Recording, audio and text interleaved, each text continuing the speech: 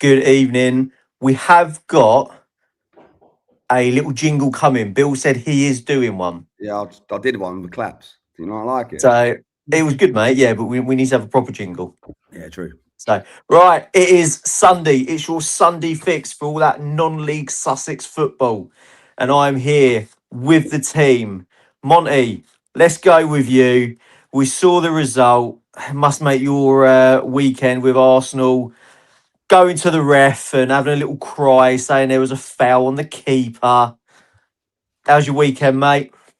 Oh, wonderful! What a weekend! What a weekend! It's only downside was obviously City winning yesterday, but big win for Arsenal today. Under 18s trials as well out the way. First set of them done. So on Thursday for those, and then get the squad finalised. So yeah, all systems are go for next season already. Yeah, for off here. Nice. And just above me here on my screen is Billy the Project. Where will I be this season, Wood? How are we, mate? I'm good. Better than I was on Monday. Yeah. I addressed the elephant in the room straight away. It's been good, mate. Actually, we had our awards thing at Hastings on Friday night, which was it was hugely it was rammed. Like we've had with all due respect, apart from the under 23s winning the county cup, it's been a poor year, right? It's been a poor year. So to see it so packed with everyone from like the 18 squads, both the boys and men's and women's, and the women's team, the men's team, the disability side, the 23s, the 18s, the lot. And I've got to address that in a minute. I've got to address that. So it's good. I hosted the awards as well and got very drunk as the night went on, which was great. And led me to saying stuff I shouldn't say. And then after that, what did I do at the weekend? What did I do? I went to where did I go yesterday? Saturday. I went. I saw a local cup final at the ground. I was not very, very good. A little bit worse for wear.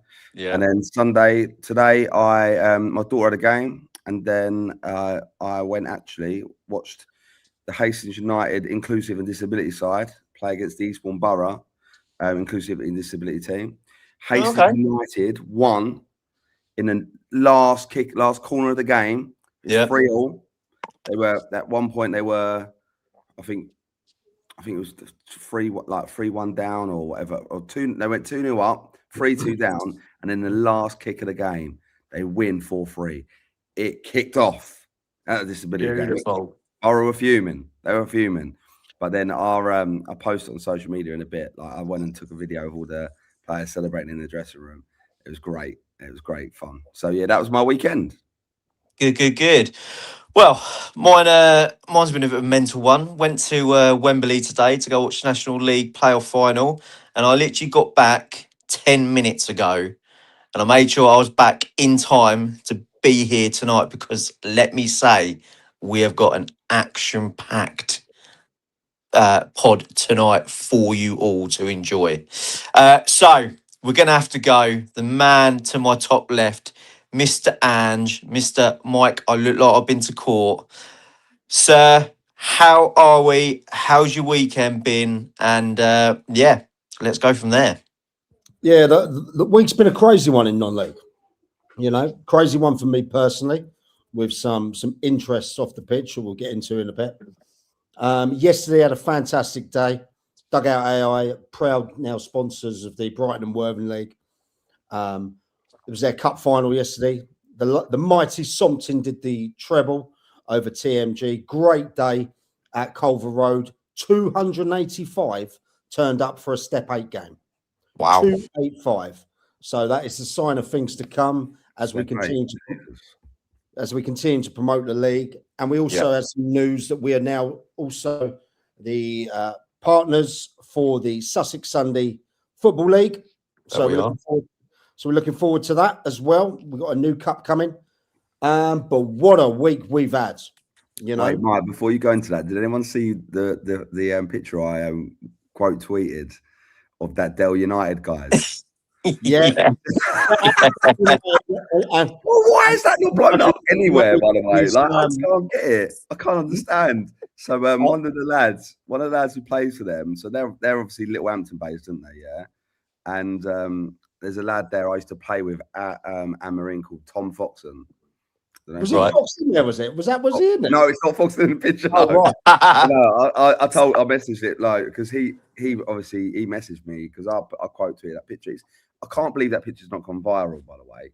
It's literally gone under the radar. It's a classic. And he messaged me saying, look, just letting you know that person person kind of they said that they gave a permission for that picture, and he went, by the way, it's not me. And I said, I know it's not you. I haven't seen that body for the last 15 years. So young Tom, that's for sure. But yeah, I just found it hilarious. So but I just wanted to, I know it's going to be a bit of a highly strung podcast tonight, but I just thought to myself, like, imagine someone like, I don't know, a Billingshurst tweeting that. So you would have gone. Well, we're going to talk about Billingshurst causing fireworks with the Sussex FA later as well. Yeah. But first off, gentlemen, shows like this can't be done without the support from our sponsors.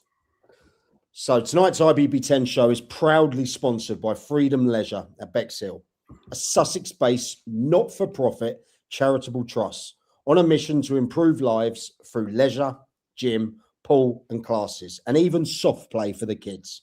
There's a brilliant team led by General Manager Bobby Deegan down there. Pop down to Bexhill Leisure Centre on Down Road or give them a call on 01424 731 171 and tell them the IBB10 show sent you. Cheers, Freedom Leisure. We couldn't do this without you. Now, gentlemen, we got a lot to talk about today. We have. A lot. You know, obviously, we got some things. There's a new goings on at Uckfield today. Billingshurst in trouble with the FA. The meat and potatoes, the facts, Guernsey versus Peacehaven, the controversy that has gone national. We got all the facts. We've had our team review it. We're going into that later. It's so deep that we would recommend that anyone who thinks the stuff we have got there is not fact, get in contact, because we've had this checked, double checked, and verified. That we have. Triple checked. But before we also go into that as well, being what we are, a show of news, rumours, updates, what's going on in the world, we get, all of us, 30 to 40 different messages a day. So we've decided, in the Dugout app, we've added a football rumours section. It's live now. So if you're not already using the In the Dugout app, the #1 app for non-league in Sussex, get on there and you can post your rumours directly, anonymously. Because I tell you what, it takes so many of us to get this going that we have messages all the time. We have it in one place and we will filter the crap from the real, because we're all about facts and bringing receipts in this job. Okay? Not everyone thinks that, Mike. Not everyone. And yesterday. Get them to judge us on our losses, because there has been so few. Is all I was. Yeah. Okay? Now, in bed by 10 Lee Pen, where are we going to start? Well, I think we need to start with my God.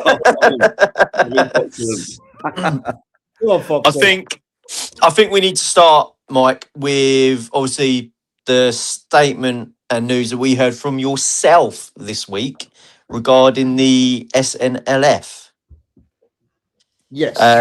So if you're more than happy to start there, mate, and then we will go on from there. There's nothing to talk about there. It's just taking it over, and he's like, fuck the rest. So if anyone's wondering why I'm wearing the 05-piece today, it's because I'm feeling a bit corporate today. I am, and we threw you up for some charges. No, not anymore. They've been cleared.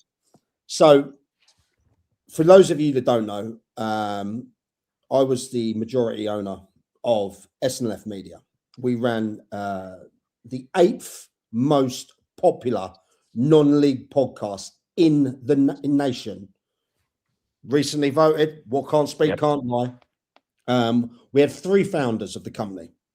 That was myself, Mike McCaffrey, Trevor Nell, and Gareth Spinks. SNF co-founder Trevor Nell, a step back from the business. He's going to focus on his new ventures. Anyone who's watched the show or has listened to the podcast know that Trevor's voice, passion, commitment to the Sussex game, none of that would have existed without him. And I'm going to wish him every success for the future. Look, as managing director of that company, there was a disagreement in direction and creative. Okay. It was my decision to part ways with Trevor. I wish Trevor every success. The guy is an award-winning editor in non-league who has a fantastic website, footballwriting.com. Please go and check it out. Okay. He's been in the business writing columns for 15, 16 plus years. After consulting with Gareth Spinks, who, as you might know, is the SNLF food guy, I came to the decision that that company will be ending. Okay. But due to the money that was owed within the business, Dugout AI, another company that I own, has purchased the assets to SNF Media, and we will be bringing it back. That Wednesday podcast will be coming back in June. Okay. That show, for people that don't know, is a results league-based show where we interview managers, players, etc. Whereas this is more of the talk show. Okay. So what also happens, Gareth Spinks will continue to run the SNLF Instagram, which gets well over 300,000 views every month. Gareth worked tirelessly behind the scenes to do that, so I felt it was only right. Disappointingly, we lose Statman Chris Pryor, a guy who I gave his first show to, the Sussex Statman show. We brought him onto the podcast. Without a shadow of a doubt, the best man regarding stats in the business. My door will always be open for both of them, always, if they want to do business. If they don't, then we go our separate ways. Okay. So what does that mean? That means that I am now looking, okay, for someone else, a couple more people to move with the times, the SNLF Media podcast. Okay. So if you're interested, call me on the number 07496 402 994 or email me mike@thesnlf.co.uk. Applications for this will end on the 20th of May, 2026 at 6 p.m. Only because the next day I am off to Cape Verde, for a couple of weeks in there. Okay. So look, the SNF brand is not dying. It has been purchased by my other company, Dugout AI, and we have some big things coming. We're doubling down. Well, you've already rejected me, mate. So I applied, and I've been rejected. I've been kept to Sundays, mate. So we had to, Bill. I felt that with the SNF being a bit more corporate, I felt that Mr. Wood might get me into some legal trouble. Hence why I've just been to see my brief. And unfortunately, Mr. Wood has been rejected.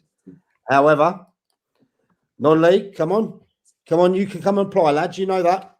He's got to show his face now because I don't actually know who it is. Yeah. He writes some fantastic columns, does that man? He really does. So that's that. Trevor is a fantastic guy. One I had to share absolutely no bad feelings for at all. You know, what we created over the year, 75 shows, podcasts we did, brilliant website, becoming 8th in the Nationals is something we should all be proud of. And I wish Trevor every success for the future. As I said, Gareth will be still involved. And Chris Pryor, my door's open, my phone's open. Come on, stat man. Come on. Want to do something? Come on. You've got my digits, man. Come join the fold. I think people want to say something, Mike, on that, because I think there's people that might think that there was no, because we're on this, so I don't know how we would see Rashford's free kick. I'm looking at these three beautiful men. Like, I'm not looking at Rashford right now, but I just wanted to say something on that, Mike. So I think like since we come about, like there's no denying that this podcast, obviously, we get thousands upon thousands of people watching live. And there's a lot of interest and a lot of talk and a lot of good positive feedback as well as negative. And I think there's a lot of people that probably think there's a bit of a rivalry between the two pods. I want to put on record, like on absolute record, from my perspective, and I would say the rest, that whilst we are competitive by nature, human beings, there was never ever from us ever like we both cover Sussex football, but I think we both cover it in different ways.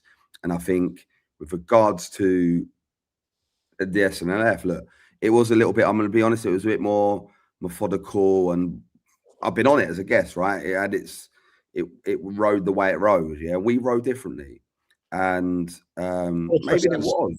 You can answer it. I just wanted to say, Mike, from us, like in fact, as you know, Mike, the birth of that podcast came from my idea. That was true. For people that don't know, 3 years ago, I got a call from Trevor Nell. We just met. I was in a hotel out on business out in Birmingham. And he said, I've got an idea for a website, a Sussex football website. I just finished playing, coaching and that. And he said that Mr. Billy Wood, that guy there, the project himself, had said that you should do a podcast. Trevor at first wasn't up for a podcast. I said, look, it's not there. There is a market for it. It's a niche market. What can we do? So I think it's documented everywhere. People know I fronted up the cash, and we made it happen. Yeah, and we became a fantastic success in there, and we will grow on that.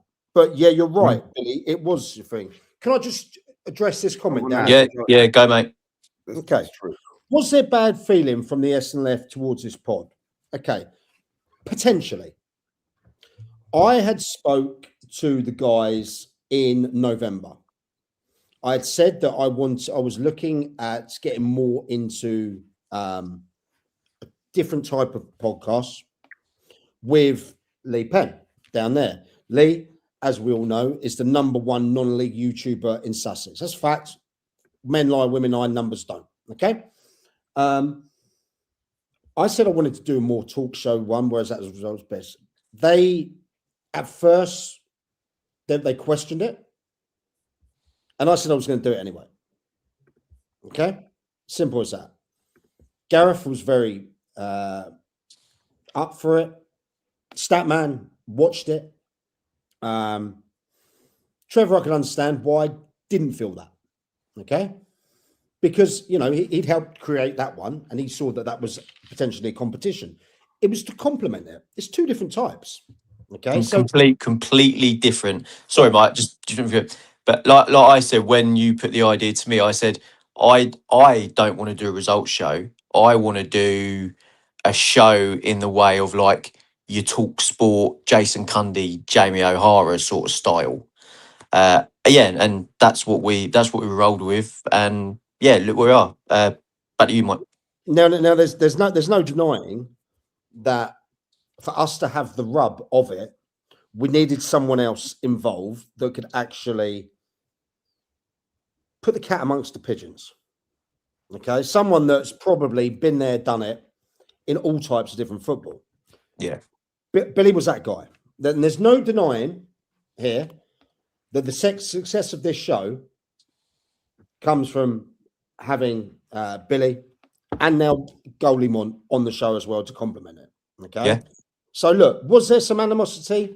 Perhaps, but it never boiled over. Okay. Bearing in mind, I was always in control of both shows. Okay. So I was never going to kill one to kill the other. And that won't happen. That will continue. Okay. So there. But as I said, just to conclude this thing, I wish Trevor every success, a fantastic award-winning writer, Brilliant at what he does. Great there. Did we clash on differences? Yeah. Did we bump heads a lot? Yeah. Okay. But something happened last week where I felt that was the end of the line and I couldn't have that. And I made the decision as MD to say, this is what it is. Okay? Can we just like stop this and just say that actually what happened was you and Trevor met in the street, you both took your tops off, had a proper scrap in the rain, rolled about a little bit after, and that was it. That was the end, yeah? That's the truth, right? That's the true story. Well, if you've seen that, but look, all the guys, any of the guys that watch that show, thank you for the support in there. It's not dead, it's coming revamped, and that includes a new revamped website that is coming too. Anyway, anyone else that wants to speak to me about that, drop the number down on the hotline down there and crack on. And we just had a message saying his goalie want on mute at the moment. He's been on mute. He's been on mute for 27 episodes. But anyway, he's got no stats to bring up today. Like, there's no games. I might add some stats for you actually, Monty, while we're on this. I might while we go into stuff, might be some bits. So moving on to the next bit, and that is which we go to you with Bill, and that is Billingshurst. Now, why are they going to be getting told off by the FA? So Billingshurst, amazingly, got promoted into the Prem, right? Yeah, right. Well done. Which massive achievement, huge achievement, great to see. I kind of don't know why there's no like playoff medals or what have you. I don't understand that. It'd be great for the league to be able to kind of say, because that really interests me. Like, because it's I know it's promotion, right? It's winning something. You've just won a semi-final, final, and you got yourself through, right? So my thing on that is simple. If there isn't medals for the playoff finalists, like next year, it has to happen. Whether Mike sponsors it with all the bet losses he's had, like it's got to happen next year. It has to happen. But so Billingshurst got promoted, fair play. In that moment, excitement kicks in, doesn't it? Excitement kicks in, and people want to celebrate. Had it at Hastings when we won the league, we invaded Faversham's pitch. I then caused an invasion on our own pitch myself by inviting people on the pitch the week after. And we see it across the ground. It's for SE Dons, which, by the way, that YouTube, if anyone watched their latest YouTube videos, unbelievable. It's great video. And just like you do it. So Billingshurst, they're not the biggest of clubs, let's be real, right? They had a pitch invasion of a bunch of under-8 mascots. The chairman. Is that they were children, weren't they? Bless them. And a couple of others with smoke flares, right? Whatever it was, right? Is what it is. They have now been found guilty of whatever it is. If I'll pull it up, hold on, I'll pull it up. Pull it up. Right. Is it causing unrest or something? It is alleged that Billingshurst failed to ensure that the spectators and or its supporters conducted themselves in an orderly fashion and refrained from improper, offensive, violent, threatening, abusive, indecent, insulting, provocative words or behaviour contrary to FA rules. This refers to the allegation that after the fixture, a spectator from Billingshurst entered the field of play with a smoke bomb or flare, or spectators from the home team entered the field of play. At least one smoke bomb or flare was used by the home supporters as they celebrate victory or similar. So what they're getting done for, right, is having flares, I think, right? So double down on it. Exactly, right? Doubling down on it. I think they might have got away with it just on the pitch invasion, right? Well, that's if you're going to play us. We'll get to that today. Well, we're going to get a peace haven. Don't worry. Big on peace haven today. And look, do you want sanctions for people celebrating promotion? No. Am I a fan of flares? Yes. Have I had problems with flares in the past? Yes. Yeah, we are going to discuss it. But unfortunately, flares and the FA really rub. They rub them up the way. They rub them up. They don't like it. I even once brought, like, true story, I actually purchased some flares for the Hastings supporters. Do you know what? When I went away to Great Yarmouth, Yeah. with Hastings, not Hastings, Hayward Hayward. Heath. You had some flares. I myself, I took 6 flares onto the thing. Blue ones, yeah. No, but I brought them not knowing the rule. Like I was a naive CEO at the time. I'm like, but the problem was that match got called off because of fog. Could you imagine? You wouldn't have seen yours anyway. Mike just standing there with the 2 flares. Yeah. So look, yes, there's a friendly for Godalming. Godalming Town will be hosting Hastings United in the first friendly exclusive of pre-season. By the way, we'll be going to Godalming. So so back to with the Billy situation. I don't like the fact that they've been done for it. Yeah, I don't think. I think it's a little bit petty, but rules are rules, and sadly, it is what it is. But hopefully, they don't really get much with it. And again, this is a great opportunity for us to really celebrate Billingshurst because let's be frank, Monday was a fucking fiasco, and now we can just really, really put a little praise on them and hope that they really can. Next year. I've just had a message coming on the hotline. Go on. Yeah. Great contributor to the show, John Roberts. You know, father of ER7, Ethan there. He made a good comment because Russ Cochrane has already commented. Worthing had 3,500 invade their pitch when they won. Yeah? Did they have flares? And flares. Yeah, we had flares. I didn't have the flare, but I was on the pitch. John said, did Worthing get fined? Nope. How do you know they didn't? Well, I don't know. Anyone We can't say that because they probably have, but they're not going to publish it. Maybe. Just take you take the punishment. There's many. Trust me, I've had many punishments at Hastings that no one knows about over the years. Right? You just take them on the chin and you move on. I mean, my verdict on this is what an incredible season Billingshurst has had. Right, unbelievable. They were out of the reckoning with maybe 10 games to go. I wrote them off. Yeah. In fact, you're the only one that didn't write them off, to be fair. Yeah. Yep. I went up there. They soundly beat Worthing United. Okay.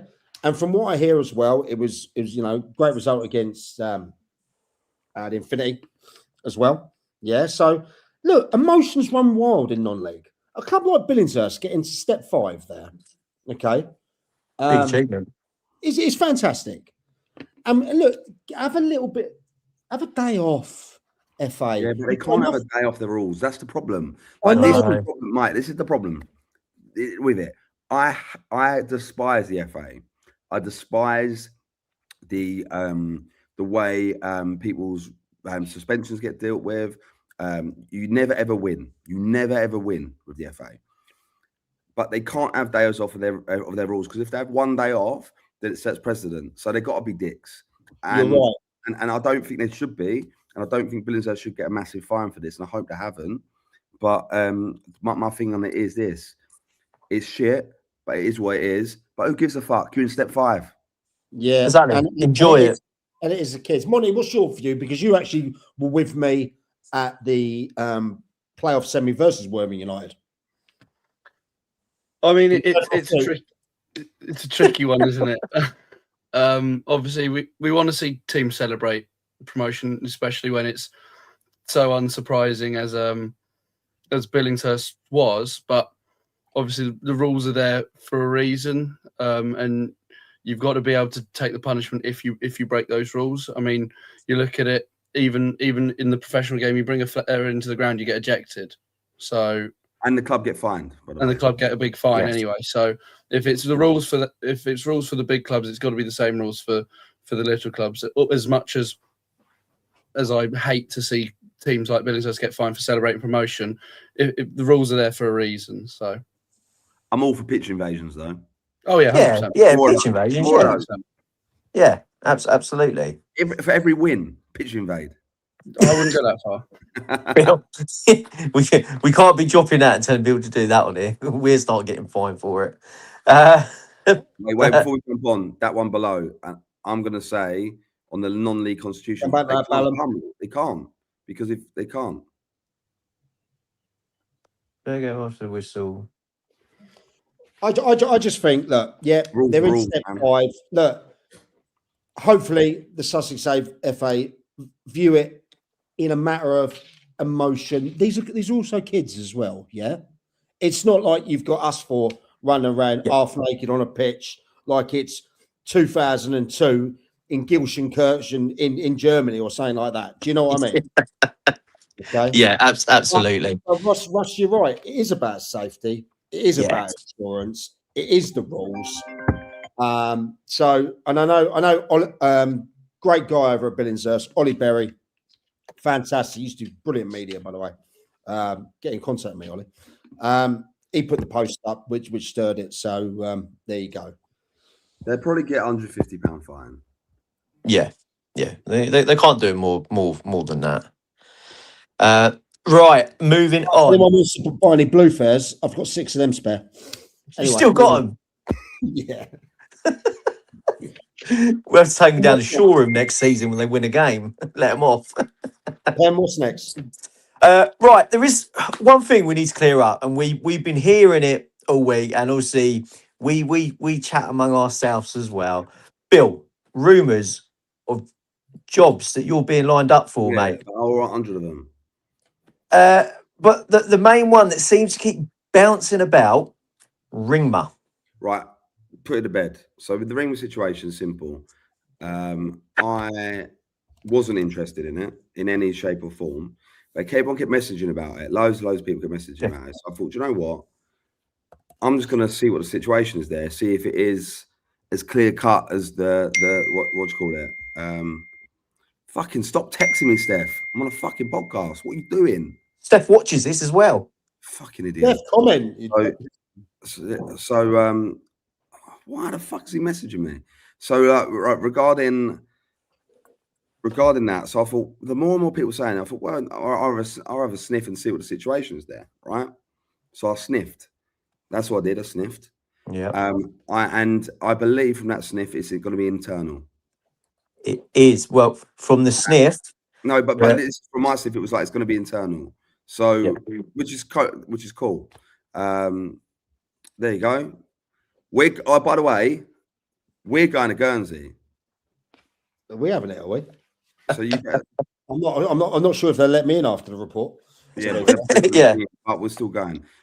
So yeah, that was it. So yeah, you probably have to pay £195 in subs to manage them. But I did sniff. I'm quite transparent because I was like, no chance. I'm not interested in that. And I've told you lot, no chance. Yeah. And then the more we were talking, I was like, actually, I'll just ask. I'll ask the situation. So I did, and that's the situation. They were going internal. So I don't know if you guys have heard anything more on that, but that's. I've heard they go internal. Really? I've rumours are. Is it a second team manager that's coming to take them over?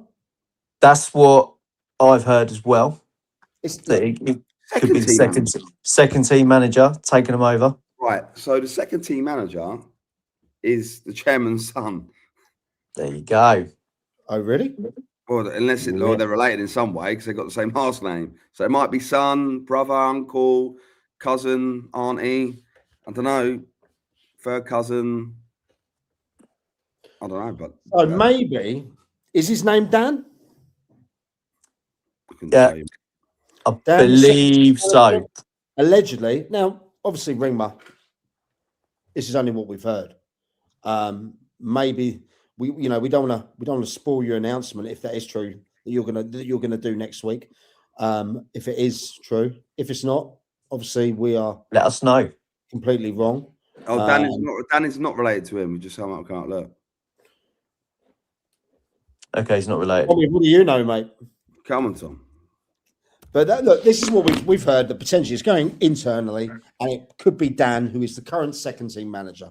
Now, look, from a boot room type of view, obviously knows the club, obviously worked under the pressure of the club and what they expect. Obviously, Mr. Haddon, who was down there, has left.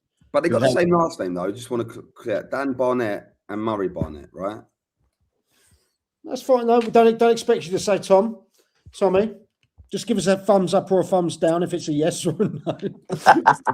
They looks like just got the same last name, but they're not related in any way. No. Okay. So there's that. But look, if they do, we wish Dan well. If it is Dan, look, if it's some news, we have had that name sent through over 15 times today.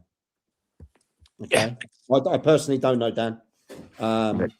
Anyone would say, but look, whatever Ring would do, it's definitely not Billy the Project Wood. Beautiful going there. But the problem you're probably going to have is recruiting players.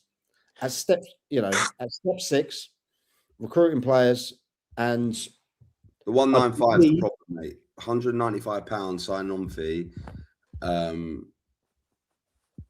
And yeah, that's what good player. You and.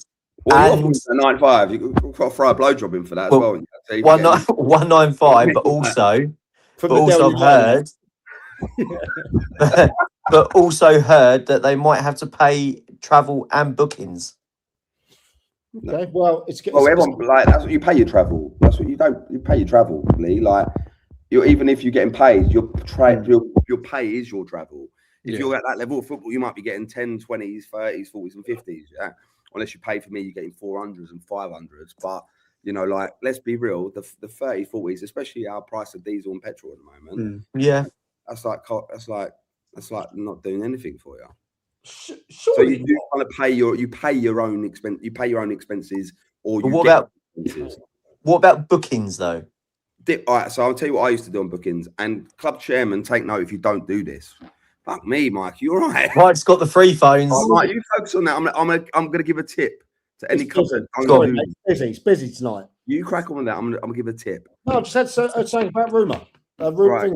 Rumor. Right. Hold it there. Hold. Right. So a little tip for any chairman, secretaries, what have you. Players ain't going to like this if they're at clubs that don't do it, but this should be done. How I've always done it is, if you pay a player, you pay a player. Yeah. If they get booked, the booking comes out of their money. Agreed. If they get sent off, it comes out of their money. So when you say about players having to pay their own bookings, essentially they do. Because if they're getting expenses, it gets taken out of their expenses.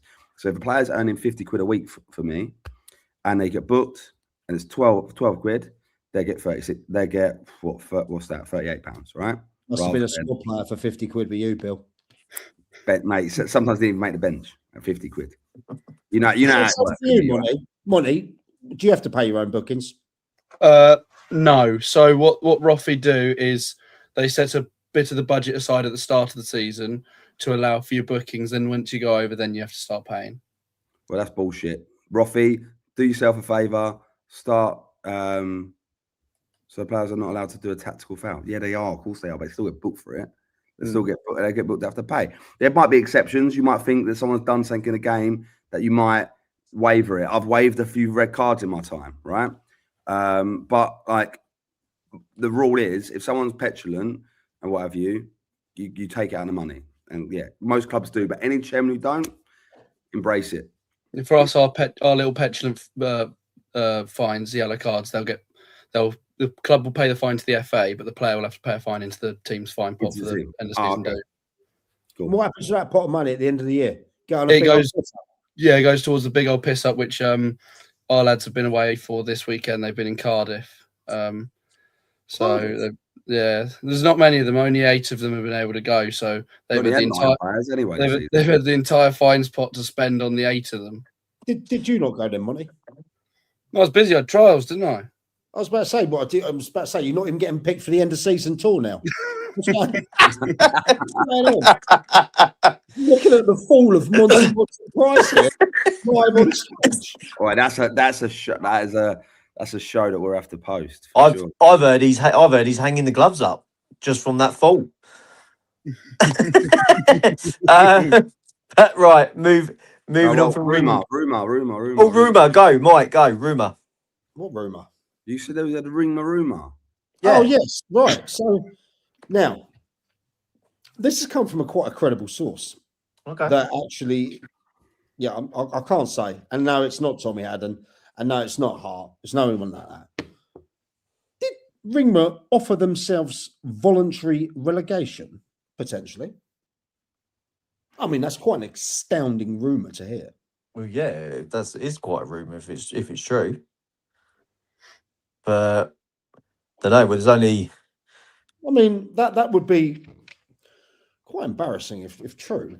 To be fair, sorry, I completely zoned out. Say that again. Oh my God!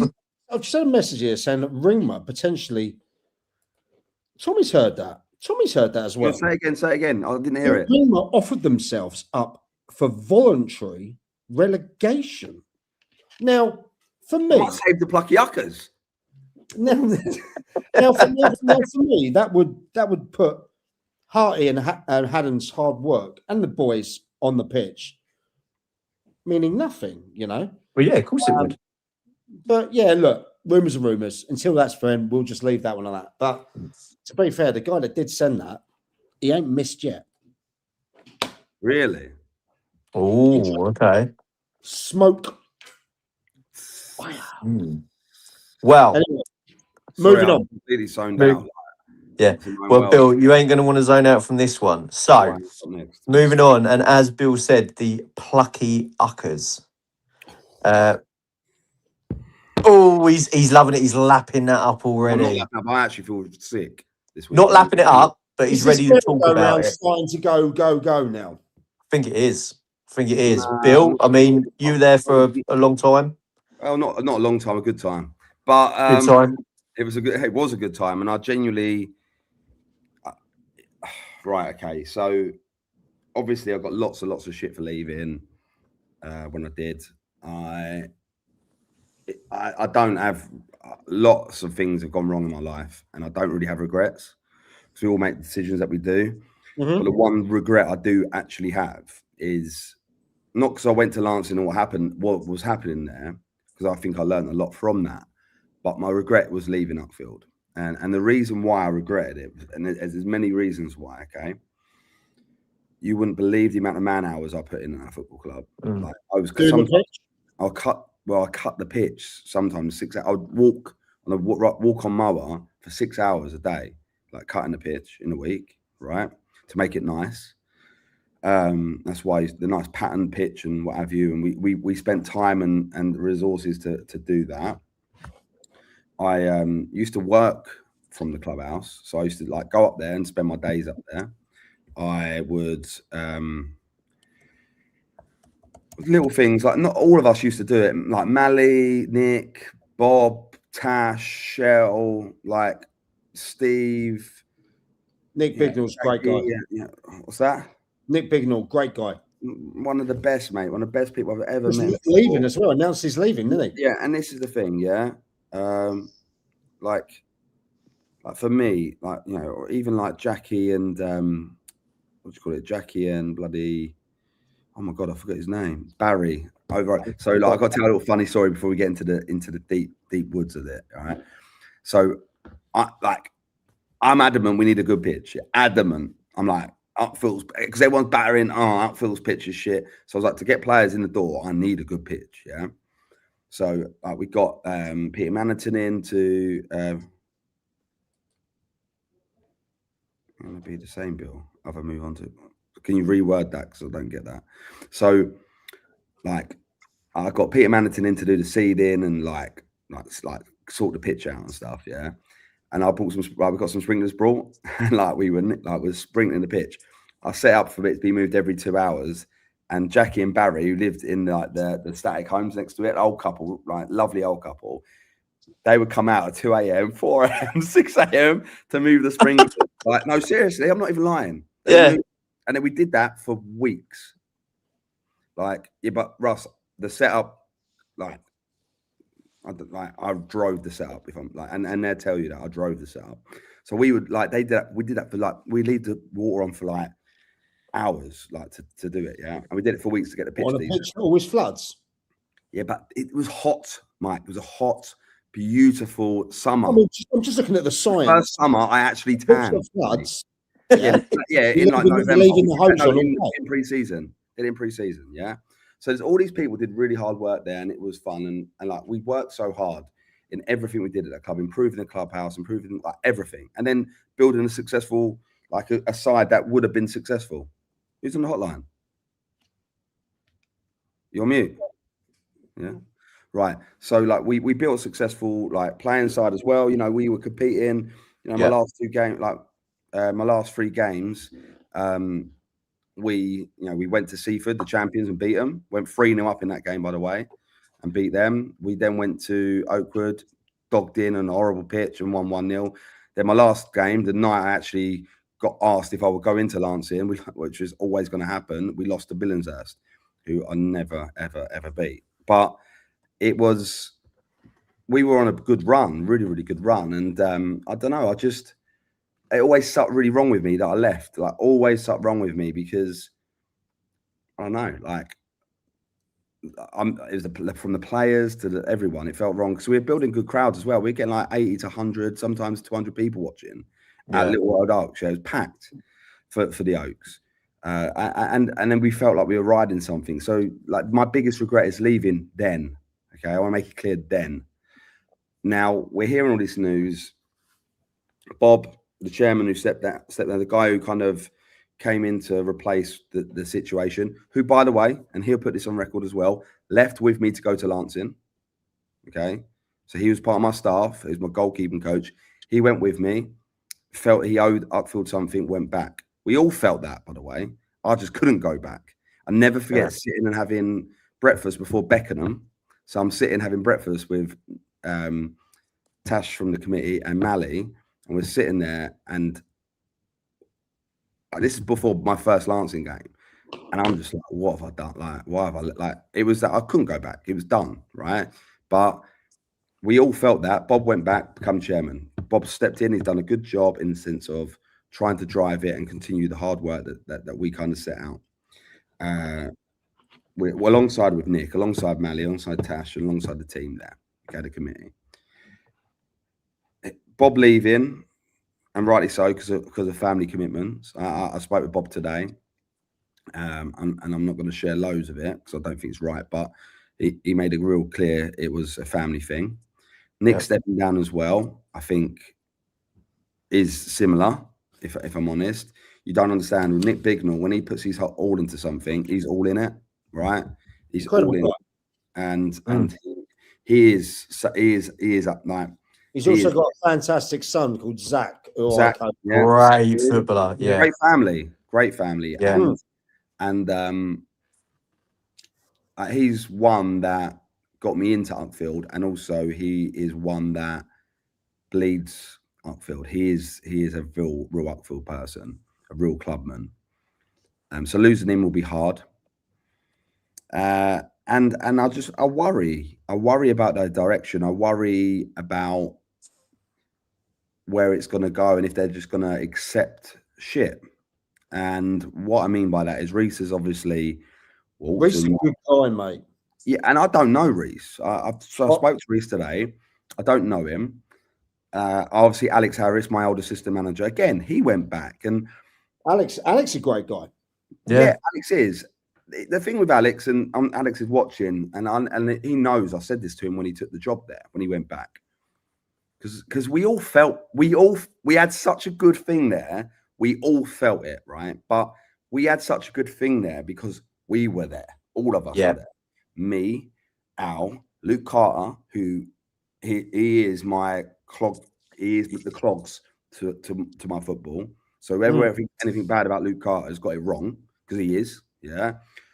Bob, Nick, Pipes, my physio, Tash in the background, Mally in the background, Steve on the bar. Like, there was, and all Nick's family. Like, there was it was all of us, right? That's what the success. The success wasn't me.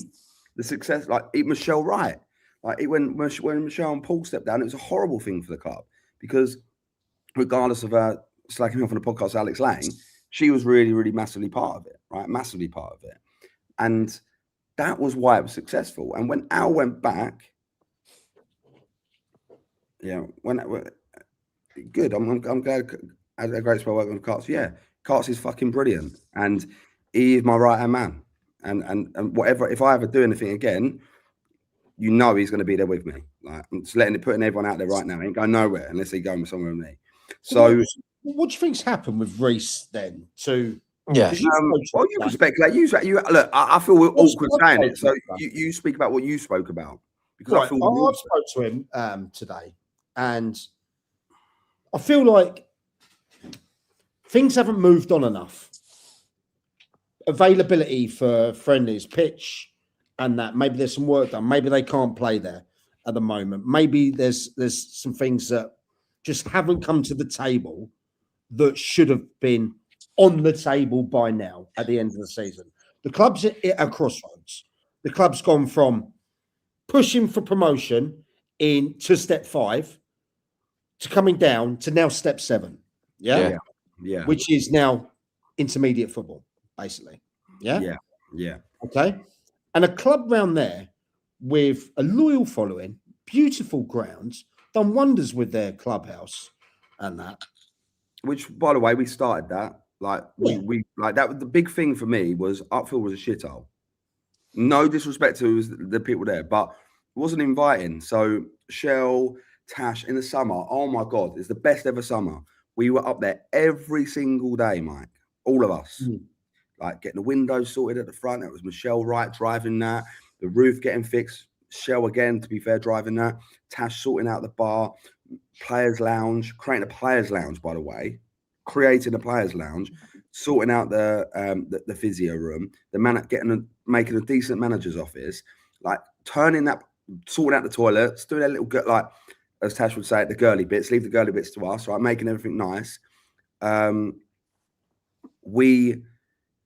It was the best, and we all dug in. I was painting the dugouts. Like we were all like Jimmy the painter, unsung hero. He painted all the stands for us and everything because I couldn't stand the blue and black from the old AFC Upfield days and the Wilden days. So we painted it like red. Like he was up there doing it for free. Yeah, but Jimmy the painter, he done that, and all these people. So it's hard seeing like Reece obviously stepping down because he feels he can't take it forward, right? And in this current situation, my fear is is it obscurity now? Do you reckon they won't come straight back up? It depends who's in charge, right? You need to get players at that level, win that league, you need start 5 and 6 players. Because I'm telling you, if now all the Upfield players leave, let's just say, or because they're not having whoever comes in, then and they ask the reserves to step up. With all due respect, they finished second in the championship, Mid Sussex Championship. It's a bit of a different step going into that into the league. Very similar to Ridgewood when Ridgewood did it, right? Local team that were around the corner from us. They got into Mid Sussex Prem through bashing the league, the championship to bits, and then they got relegated. Like they finished bottom, right, or second bottom. I can't remember. So they can't underestimate what it is. Now my thing is with Upfield, I don't know, maybe it's too close to my chest. There's 2 football clubs. I've been at a few clubs now, but there's only 2 for me. Hastings United. Yeah. Even Eastbourne United, my first chairmanship, and I've got a lot of love for that club. But it's me, Hastings and Upfield. And I was at Upfield shorter than I was at Eastbourne United. Well, I've got something to tell you, Bill, that you don't know about. What? So 3 weeks ago, I was in a bar, or 4 weeks ago, I was in a bar with Reece. Right. We sat down, and I committed something to him for next season for Upfield. Why'd you do that? Because you going in as assistant or something? No, financially. What? Financially, as an sponsor. Right, okay. Yeah. That obviously changes now. Oh, no, Mike. I'm telling you, hold your horses on that. And the reason I'll say hold your horses, I don't know what's going on there. And you don't know what's going on. No, we don't know. We know there's some feeling from the manager that Alex Harris is not allowed to be part of the management team, right? We've heard that. That's what I've heard. Yeah, that's what I've heard as well. You've seen the receipts, okay? Now, because he's not good enough is the reason that was given, okay? Now, his management spell wasn't great, and I told Alex that it wouldn't be because it's the secret, the sauce is the sauce, right? And it's the different ingredients that make the sauce. Yeah. And Alex going back there on his own, it was never going to be good. It didn't matter. It didn't matter really. But Alex was also the team that gave, apart from what Reece has done, which has kind of gave hope with some big players, like Mabanga. Ed Mabanga is a bigger player than I ever brought to that football club, even bigger than Big G, who never played a game, right? But he signed him, played. No, I signed him, and then SC Dons brought Forest Hill Park, so he had to go and play for SC Dons. Right. That's what happened. Killed me. The whole point of that, by the way, was he was going to come in because SC Dons wanted to go into non-league football, and he wanted to come and work with me for a year and let me. I was going to teach him how to run a non-league football club for a year. That's why he would come to Upfield. That was the whole deal, and G could actually testify that as well. So going onto it, he was part of a very successful management team as my assistant manager.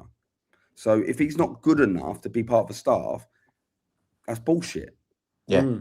Look, managers are like I told him, I said, wait 10 years, like, don't be a manager. Don't put your head above the parapet. Go and carry on being in this like assistant, coach, whatever, because like you've got years to do it. Like Al looks older than he is, probably because that Upfield management stint. But like, to be fair, mate, you're only 27.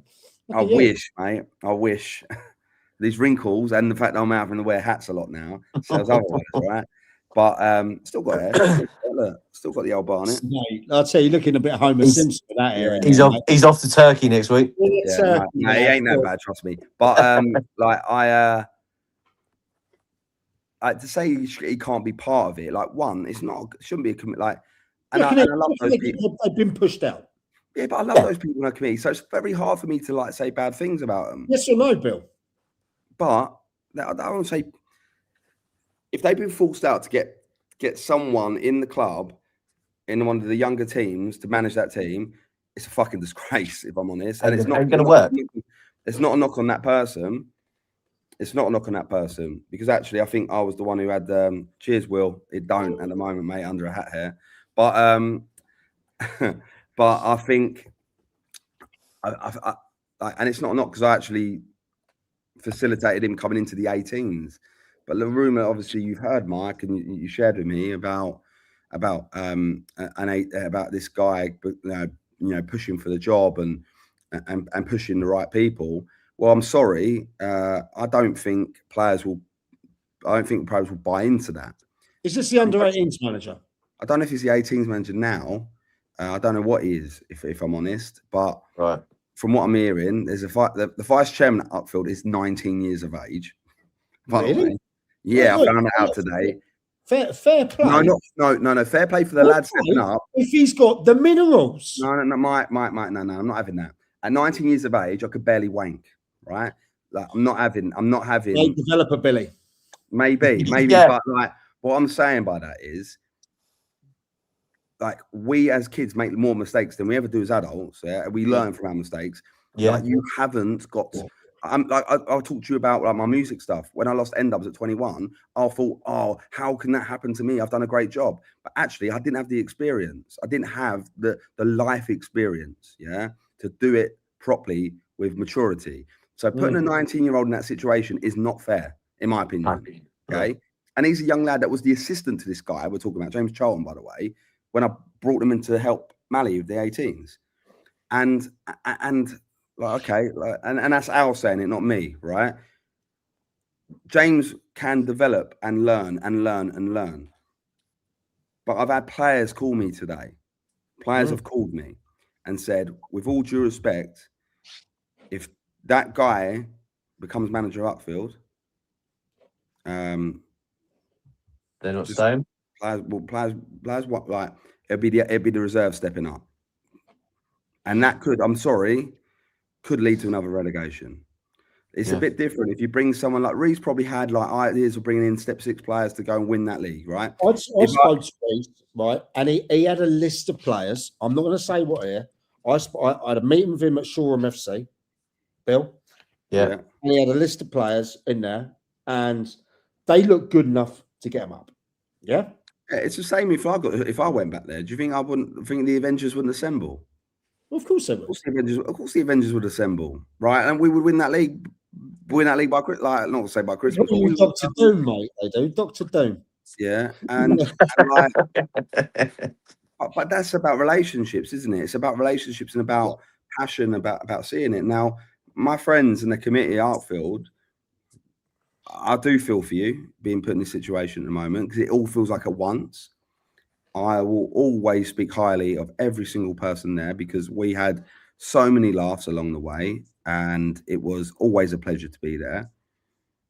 And whilst it doesn't feel right what's happened to Reece has walked at his own accord, though. He has walked at his own accord. Alex, maybe not so, because ultimately, if you're told you can't do the job, you ain't got a job. But I know that, I know what Al's like. So I know Al would have been doing stuff behind the scenes and trying to help out. I know he would have, because that's what he was about. And yeah, I'm just a little bit surprised. I'm a little bit surprised. But I can't sit and watch outfield drop. I can't personally do that. So yeah, I can't watch it. I can't watch it personally. I can't. So if any of the committee need any advice or help or whatever, yeah, I can't see that club go the wrong way again. Okay, before we go on to the real fat in this thing, any thoughts on that? On what? Monty, where you are, because you're a current player in these leagues. Yeah, it's always a tricky one. Obviously, well, you were until Naeem come in. Anyway, I feel bad. Can we stop battering Monty? Because if he gets in the summer, we're gonna be terrible. Yeah, it's always a tricky one, isn't it? When you've got so many uncertains in a club, it's never like a big proposition, you know. When you want stuff like settled down when you join a club because you know what's happening, you know what's the plan with the club. But when you've got a club currently like Uckford where there are so many unknowns, if you proposed it to me and you go, right, you've got this manager, you got this person, and you know what's happening, that's good. I'd like to go there. But if you go to a club where we go, I don't know who this is going to be next week, this person might be doing this person's, the vice chairman's 19. I mean, the vice chairman's younger than me. Craziness, mate. And it's no knock on the lad. It's not a knock. It's just got to get that comment out. That's great. It's and the thing I say, like, you know, I'm like, I have to speak a little bit too openly and passionate, but I just we've had someone say Monty would be your first signing, Bill, if you went and took the outfield job. Come on, Mons. No, Steph. I want to lose a few games, so I'll get Steph in, wouldn't I?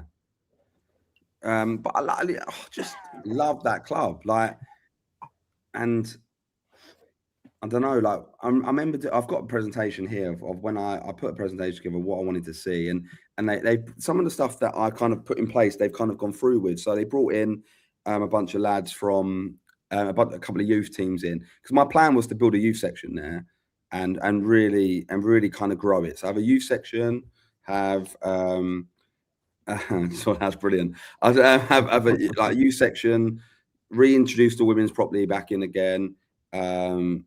Yeah, well, if you don't fucking keep calling me Steph while I'm on a pod, you'll make the wrong list next time. Yeah, Steph, you know this, mate.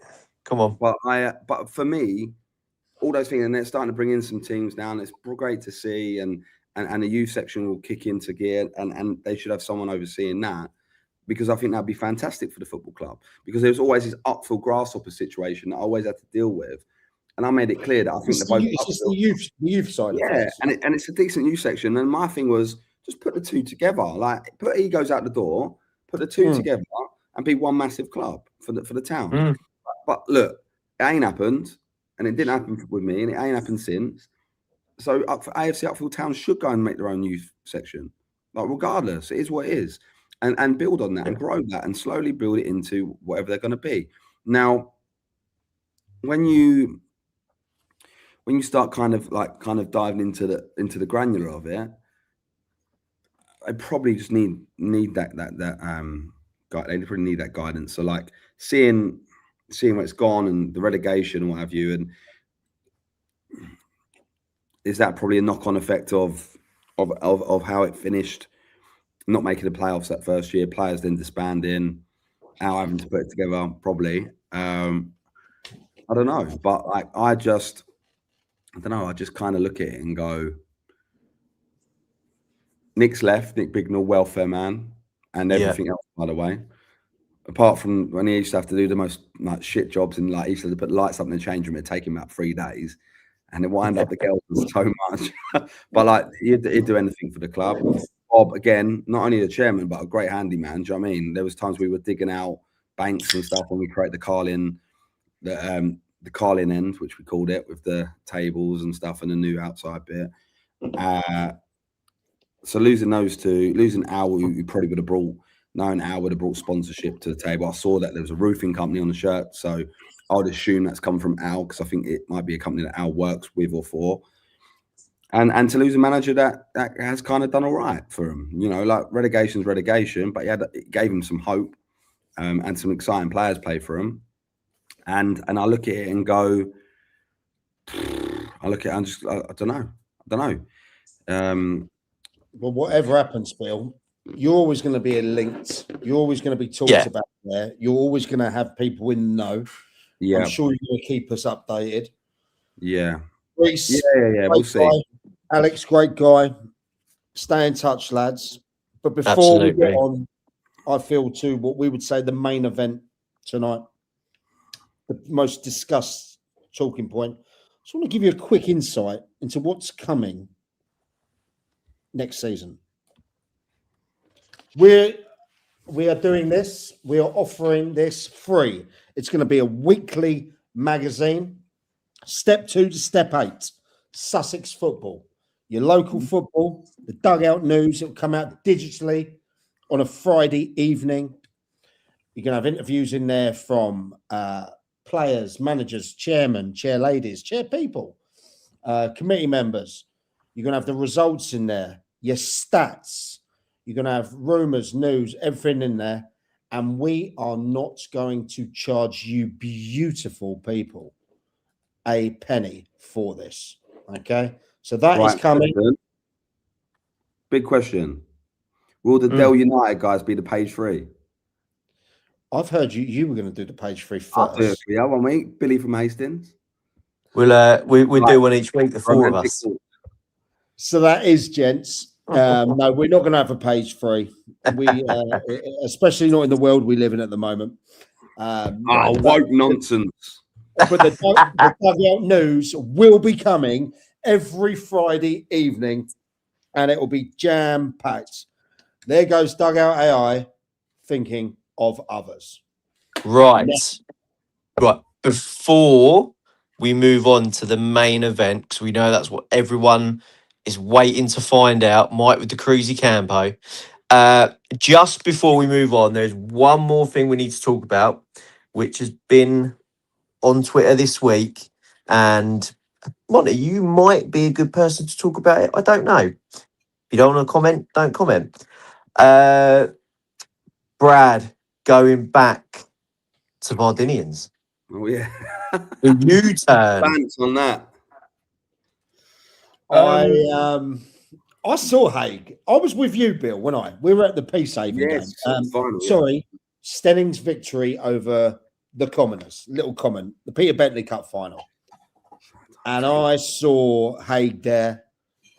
And Haig, you're probably listening. You put me right off the scent because at that time he near enough had the job himself. But he has a great relationship with him. So, and he's back. What do we know, lads? What? Can you tell us anything? I'll be honest, I knew nothing. First I knew of anything like that was obviously the announcement by Vardinians. I was like you guys under the assumption he was gonna go to Roffey with Naz as. Was he going as third choice? That's what I heard. I don't know, but I'd heard that he was potentially coming, but obviously then the first I heard of him not coming was when the announcement was made. Oh right. So and you are in the club. You're a player.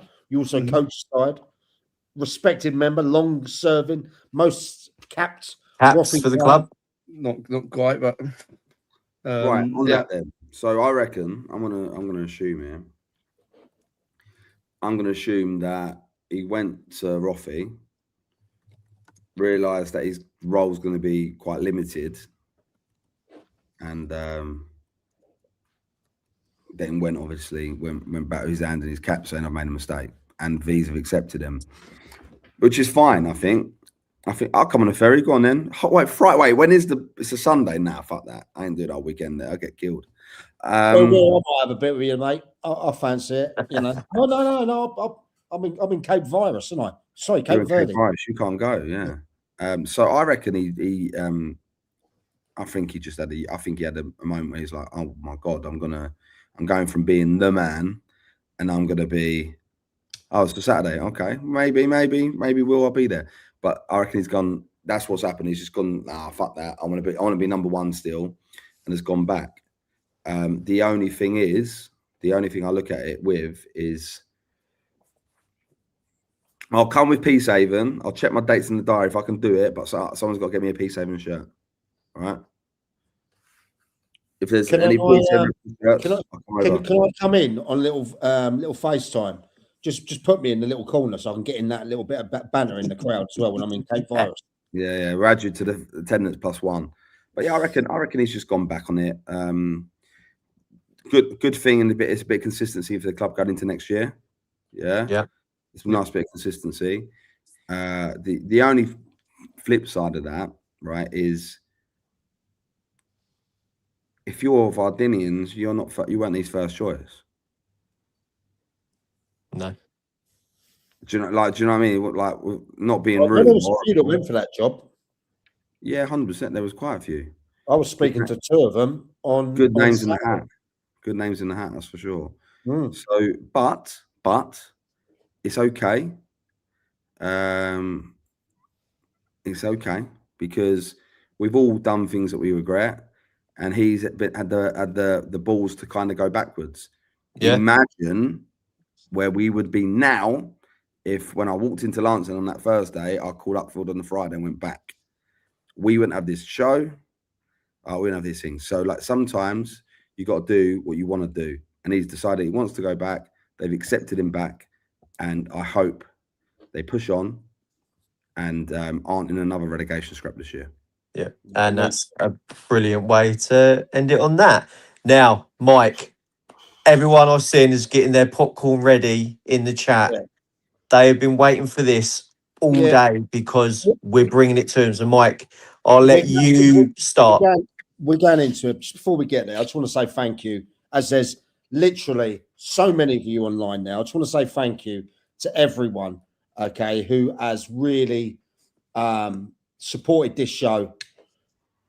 In under 30 shows, we have become the most live viewed non-league football talk show in Sussex, the most interactive non-league football in Sussex. At peak times, you've had over 2,500 people watching the show live. Now, if people know about that, that is roughly around 12% of the whole non-league audience in Sussex. Okay? We did that in 28, 29 shows. Now, if you bear in mind, my other show is number 8 in the Nationals, yeah, and gets less listeners than this one. Sometimes half, sometimes close to a quarter, mate. Let's be honest. Yeah. Now, to get onto those rankings, we have to have done 30 shows. Okay, I think we're up to 28 shows. Is it something like that? Okay, let's go back and have a look. We're close. To have 3 shows in the top 40, including my Dugout Diaries, that was number 30. Yeah, and that was mate. Yeah. You know, I haven't done that since December. Yeah, but you did about 400 episodes in 1 week. Yeah, man's puts the effort in, mate. You know. Yeah, I know. You know? So I just want to say thank you to everyone. Okay, now let's get into it. This is going to divide opinions. We want to talk about the thing that has blown up nationally this week: Guernsey FC Peacehaven playoff final. Right. First and foremost, between us all here, we spoke to about 80 people regarding this week. Yep. Within clubs, within people that know. even within people that deal in sports law. Okay? For anyone that doesn't know, major controversy happened this week. Me and Bill were at the Peter Bentley Cup final on, was it Monday? It was Monday. Monday, yeah. Monday, yeah. And there was an emergency meeting being held by the SCFL, the Southern Combination Football League Committee. It was being held at half-time because logistics of the playoff final, which was being held in Guernsey, a place that me and In Bed by 10 Pen have been this year, couldn't get flights. They were offering flights on different days, different airports, and everything like that. We've been through and obtained information. Now, I'm going to put this on the line now because it'd be my head above the door on the thing. If any of the clubs feel like what we're going to say is BS, bullshit, yeah? Come at me personally, because we've had all this stuff verified, yeah? Okay. We put some notes down in there. I want to go through my notes, but I want you guys first to go through your thoughts on what has happened. And then our team in the background, our research team, have put everything together, and we have found the facts of what it is, where we feel there's blame, where there was a legal challenge, and the fallout that the league had, the abuse, some of the people associated with the league, and in particular Peacehaven, in that club. We've got everything down.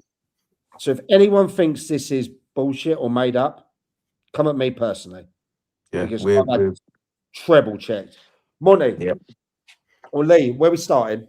Because I know Bill's a very strong opinion on this. Yeah, I'll go quickly first, then we'll let Mon go, and then we'll go on to Bill. Well, I think as well, obviously, Merritt, Guernsey earned the home tie, but from earning that home tie, there was just problems.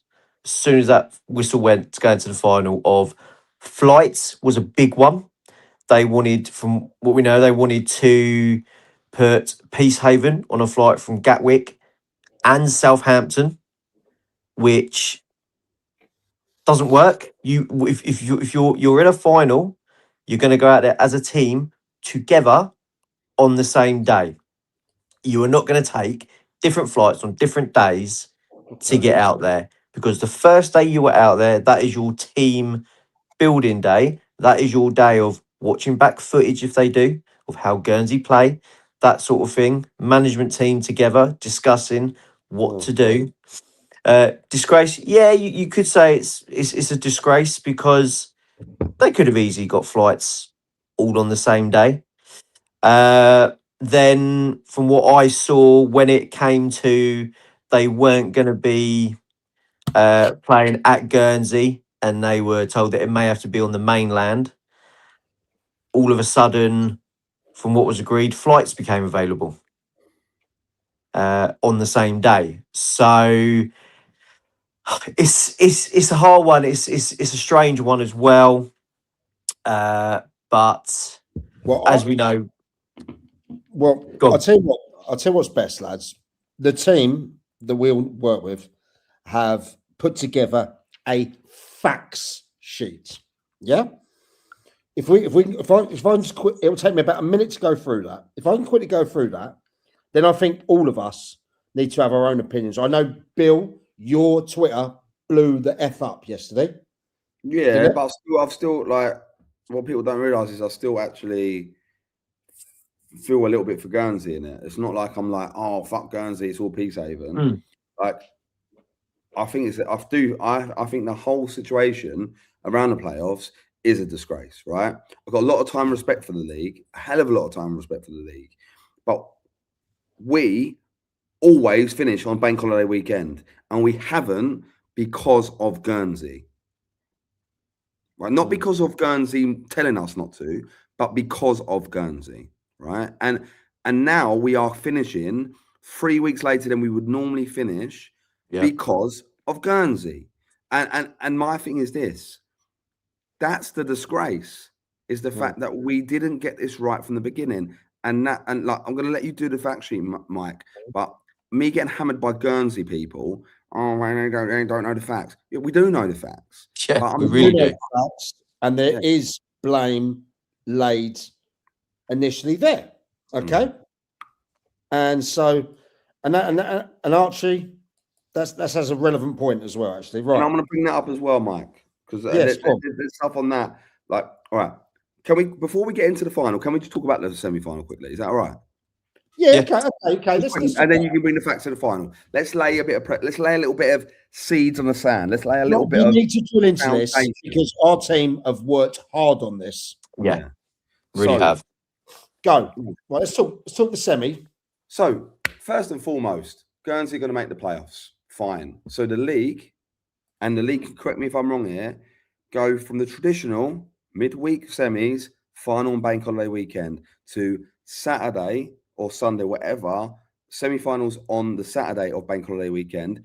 And now our final is now going to be pushed to the following Saturday.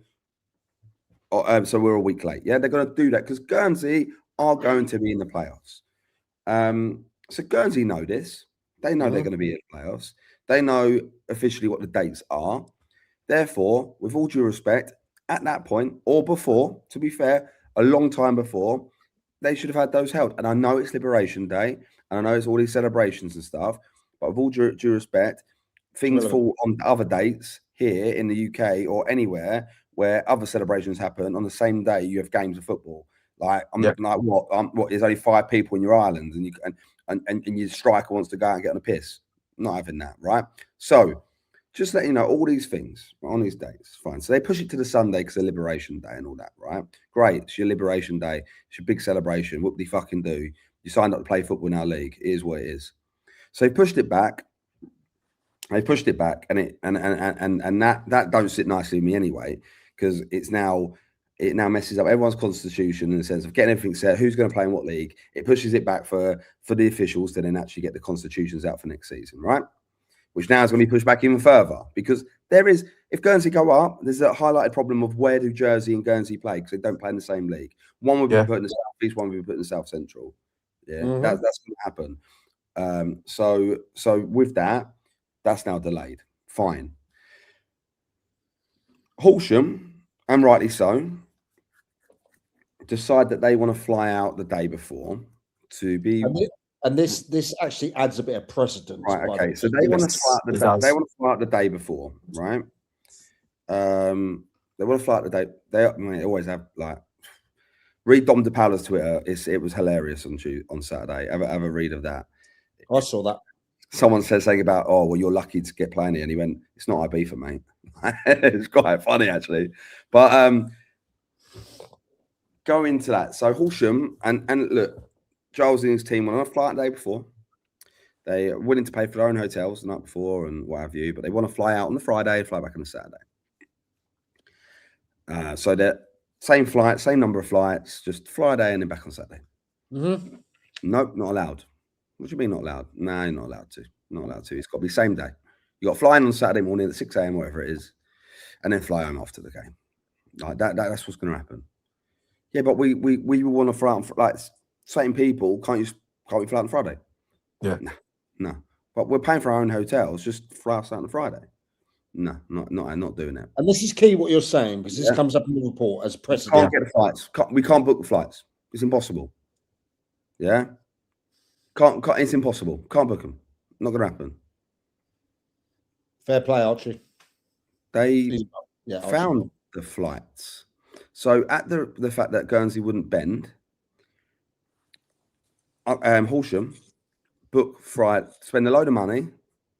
So the club putting in some money, the chairman's putting in money, players manager put in money, manager as well. He put in over a bag. Yeah, they're all dipped in and booked a load of flights, right? And hotels, by the way. So they've all dipped in. Then they get. I'm going to say this. I'm going to get myself in trouble now. Fuck it, I was saying that. So because of that, and that the fact that they've told Guernsey, look, we appreciate you having our flights for Saturday on the fly out. We're not going to use those ones. We're going to fly back though on the ones that you've booked us. But just letting you know in advance, we aren't going to use those Saturday morning flights because we're flying out the day before. Yeah, maybe move a couple for some people that come in, whatever. You can get 4 changes, right? Guernsey effectively tell them that if they don't use those bookings, they're going to cancel their returns. Right. So is that verified? I think like now, Liam Giles, you're a watcher of this. He's actually at Acon and Neon. Oh no! Right, someone else from Horsham jump in on it because I think Archie's involved. I was shared that, okay.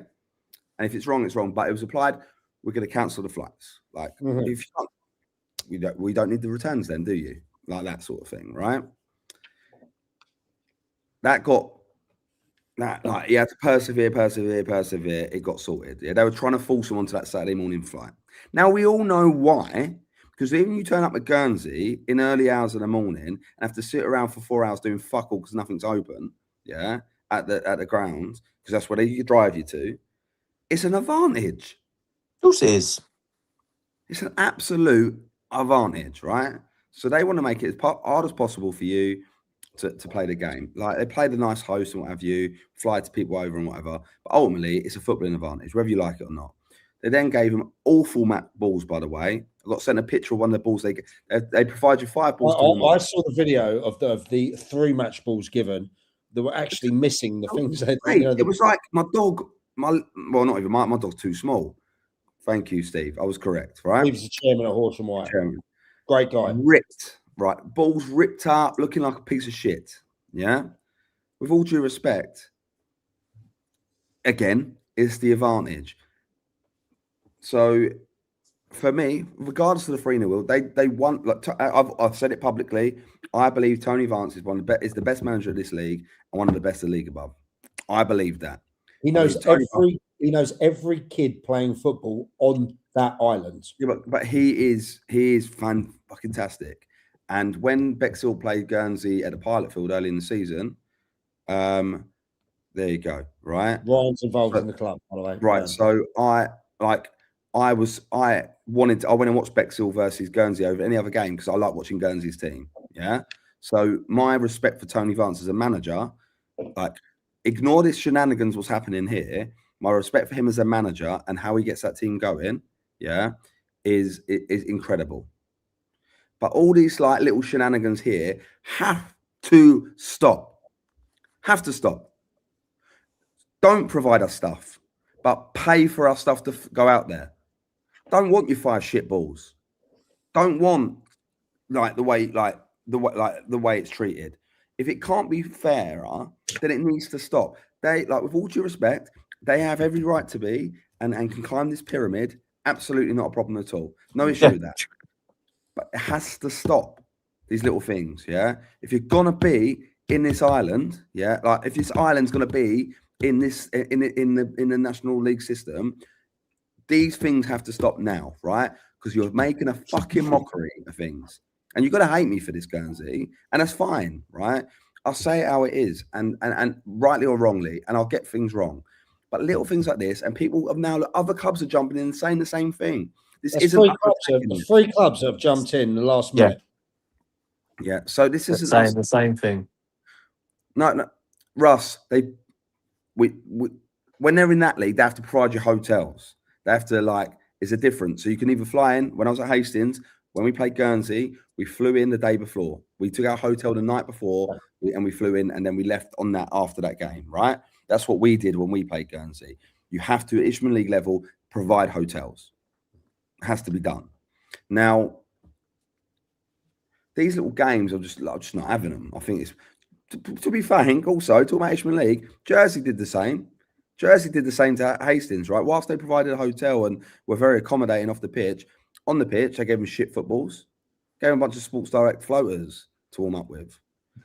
Dave warned off. It took him about 10 minutes and asking 5 members of staff if he could have one match ball to like for the session, one match ball. And he got 4 no's, by the way. Okay. So like this isn't just a Guernsey thing, same for Jersey.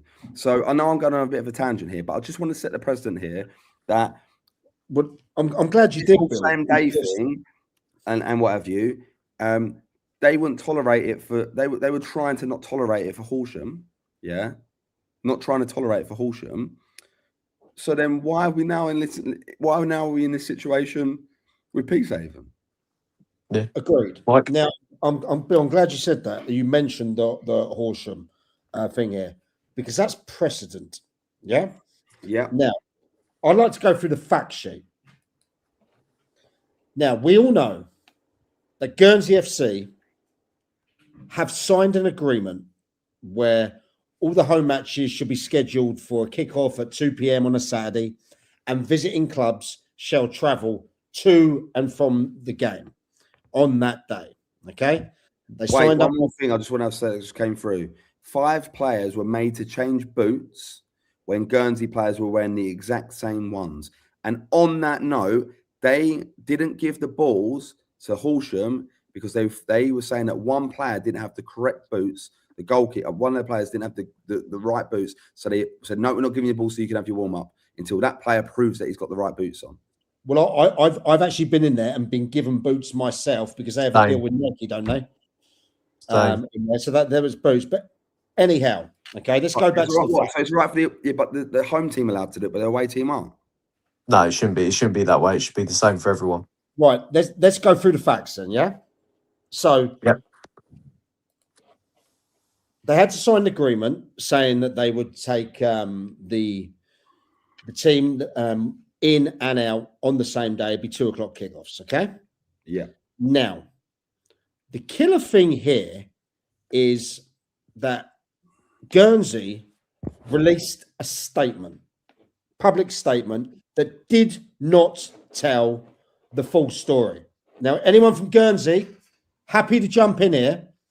They omitted the thing they signed, the same day agreements, because they offered to go from Gatwick and Southampton's airports with a Monday off work issue, which the SCFL's commitment to keep the game on the island.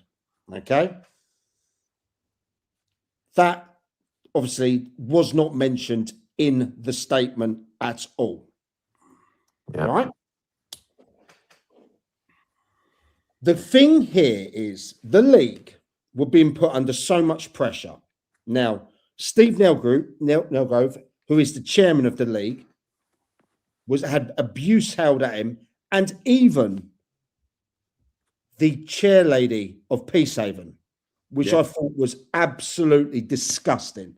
Yeah. Now, the person who's disgusting, mate, it actually fucking low. It's low as anything. Yeah, it shouldn't be. It shouldn't happen. Should not happen. It shouldn't have happened. And allegedly, the person that held that abuse has allegedly been reported. And we're not talking to the F. Yeah. Okay. So the person that wrote that tweet should probably pull that down as quick as possible. Because insinuating that the chairman of the SCFL and the chair lady of Peacehaven were having relations. Come on. That's just not. Grow up. That's not. Grow up. All right. So, first and foremost, the findings of the report: Guernsey, the league, Peacehaven. No one acted in bad faith here. Okay. No one wanted this problem to happen, especially not the league, who found this out. Now, for people that don't know, the game is now being rearranged to Saturday, the 23rd of May. Okay. The officials will fly out on the 22nd of May and return on Saturday at 6:10. The venue is obviously Guernsey FC, and both squads will come in day in on the same day and go out on the same day. So there's no going early. They're coming in and they're coming out. Okay. The killer fact here is Horsham YM precedent. Earlier this season, Horsham YM, with the away club, wanted to fly out to Guernsey on the day before. The SCFL refused, told Horsham YM it was outside of the agreement and Guernsey were within their rights to decline. Same league, same rule, applied consistently by the SCFL. Okay? That is not picking on Guernsey. Right? So I'm glad you brought that up, Bill, because that set a precedent that they had to follow. Okay? Now, why the SCFL acted. Guernsey's first proposal was from Gatwick to return to Southampton Airport. That's bullshit. That's absolute bonkers. It makes no sense. Like you drive car. Hold on, before you go in, drive cars to Gatwick. Yeah, so you drive cars to Gatwick. You park. You fly up. You end up in Southampton. I'm like, what? Who? Like, absolutely. Please let me finish here. I agree with this. Yeah. Yeah. The officials then needed. That would have meant the officials would have needed Monday off work to retrieve cars and players. That breaks the agreement on 3 counts. 1, not the same day. 2, not the same airport. And 3, working day costs accrued. Yep. Sunday options were blocked by Peacehaven because they had a pre-booked end of season club event that was actually booked 4 to 5 months in advance. Okay, so Peacehaven had duly informed the league that they had booked an event 3, 4, 5 months in advance. Okay, and they didn't know whether they would get into the playoffs, getting relegated, or going up automatically. Mate, with all due respect, 5 months ago, everyone had expected the season to finish in the bank holiday weekend. This is what we're all forgetting. Like, the league keeps getting extended for one team out of 20. Yeah. It's ridiculous. Agree. Okay, right, okay. So, the SCFL had to be consistent with the Horsham YM ruling. Now, why? Now, this is why Guernsey had a case. See, we have done our research here. Yeah. Okay. Guernsey had a legal case and they cited Rule 3.221. Boards may vary playoff scheduling for travel. Real rule, real argument. Okay. Guernsey, I believe, from what I'm hearing, from my sources, and they are very, very also within the club. Okay. They took legal advice via one of their club directors, I believe. They did offer to fund a full charter flight for Peacehaven and the officials. They offered evening meals, all coach travel, and officials' hotel and expenses to continue that they would earn home advantage on the pitch because, in theory and in precedent, they earn that right to play at home. Okay? Now, why was there also more of a problem with this? Because the island had their Liberation Day. Okay? And for the Guernsey guy who piped up in the comments about that with me, here's the facts, lad. Yeah? Okay? By the way, who obviously went very quiet as well. Now, the problem is, why couldn't they move it to the week after? Because you're thinking, okay, moving on. Well, they have out there called the Moretti Cup. Now, the Moretti Cup is where Guernsey play Jersey. It's a festival thing. Call it the Old Firm Derby of the Channel Islands. It's attended by 3,000-4,000 people. For some over there, that one game is bigger than that playoff game. From what I hear, we've been there. Okay. Yeah. Right. So again, that date couldn't be used. Now, where the Guernsey narrative went wrong. So their public statement didn't tell the full story. They omitted the same day agreement, the Gatwick, the Southampton split, the Monday day off work, the SCFL's commitment to keep the game on the island. They didn't mention that because the SCFL were committed to doing Wait, can I just go back to one point? The chartered flight thing. that. So what they offered, Guernsey offered to fly everyone on a chartered plane. Yeah. What do you mean afterwards? Allegedly afterwards, after when the flights couldn't be found. So that's what. Why is there a problem with that then? This is just the findings we've got. Okay, yeah, but about Guernsey, yeah. So older Mike, we'll go into it. But if Guernsey offered the flight option, if it's the same day, so they will charter another flight, then what's the issue here?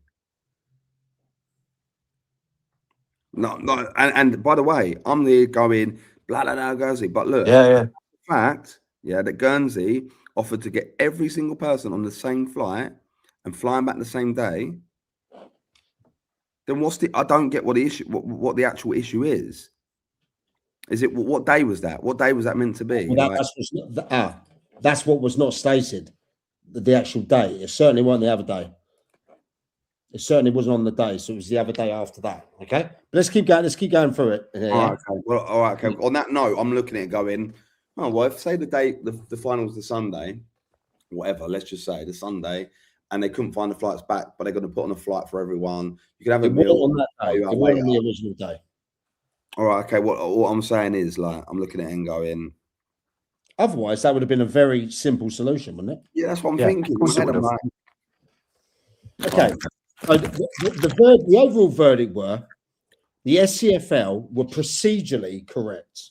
They applied the agreement consistently with the earlier Horse and Wyam ruling, and they kept negotiating throughout.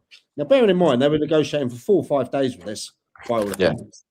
Guernsey FC negotiated professionally and lawfully, got their home tie. Public statement was the misstep.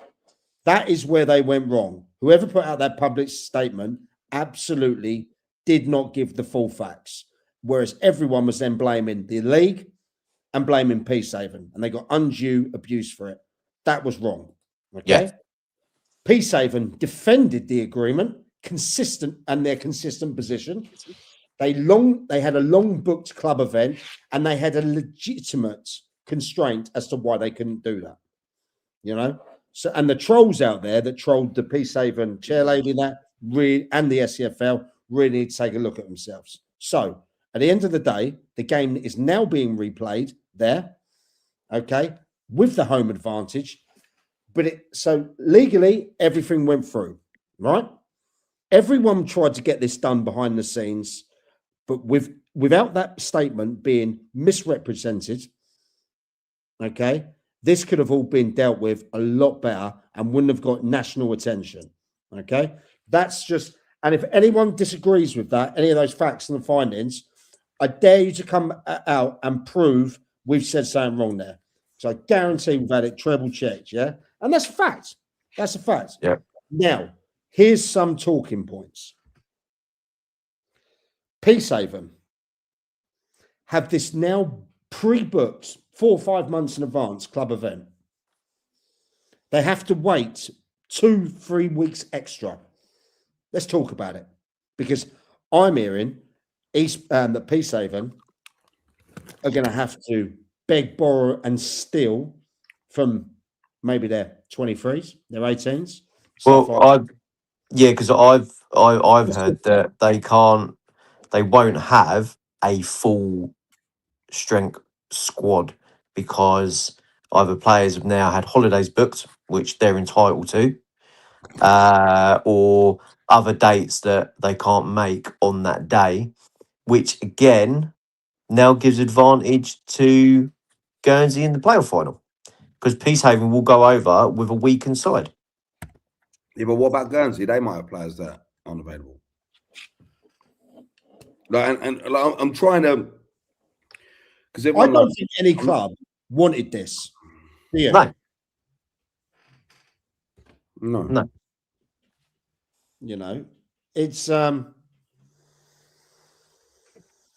right. Let's put it this way.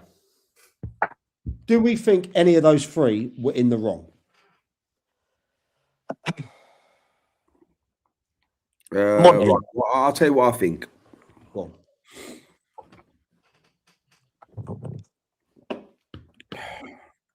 I think the problems come from the start, right? So the problems come from. I agree. The problems come. We're going to hear from Monty after Bill, so don't worry, people. I think the flight issue is the problem for me, right? You can't expect a team to fly in from one airport into the other. You can't expect. You just can't expect it. You then have to look at. Obviously, it got overturned, and it is what it is. Yeah, it got overturned, obviously, because there was enough from their legal point of view that Guernsey raised, the fact that it says if in the playoffs there could be variables and all that sort of stuff, right? That's the loophole. But the integrity of saying, well, you have to fly here or there to get in here, just because you because you finished a little bit higher. No, I'm sorry, I'm not having that. I'm not having that. If you can't fulfill the same day fly in, fly out, again, hearing about the charter makes me think differently on that. And if there's anyone with more information about the charter situation, what day that was, and whether it was their same day in, same day out, I would love to know, right? And I think it will help the argument here. But on the flight situation alone, I just can't be having it, right? I just can't. I think move it back a week, players have that's right. Okay, the Moretti Cup. My thing on this is the problem I've got now is the date of it. If they said, unfortunately, guys, it is going to be played at Guernsey, but it's going to be on Wednesday night, I would have no issue with that. It's unfortunate. The lads will get dispensation from work because they all it's a playoff final. It is what it is. You have to go out and play it. Yeah. What do you mean? Where's this no charter thing come from then? This is what we need to know. We need to know. We need the full facts. I don't like the fact that we are now waiting to the end of May to suit Guernsey. Do you feel that's now a big disadvantage? I've just had someone comment. It's a huge disadvantage. It's 3 weeks after they last played. Guernsey would have played in the Moretti Cup. It's the travelling. It looks like Shutty's lads are really they're up against it massively. Mate, the biggest fuck up was changing the playoff semi-finals. I'm sorry, that should have been played on Tuesday night. It should have been played on Tuesday night, and we should have had the final on Sunday, Saturday, Sunday, whatever, on Bank Holiday weekend. And Guernsey should have had all the flights. Should have all the flights held ready for that. There should have been no dispute. The flight should have been held. As simple as, in the assumption that you're going to host. They expect Hayward Heath to roll them over and then roll over Peacehaven, and they can roll over this drive in here. Do you know what I mean? We're already behind. Someone said, "Oh, you're not really." Someone said to me, "And it's not 3 weeks behind us. You count 4.5 days every week." No, it's not. I saw that. The fact is, it's the fact that the season was meant to finish, and it always does, Bank Holiday weekend. I just can't.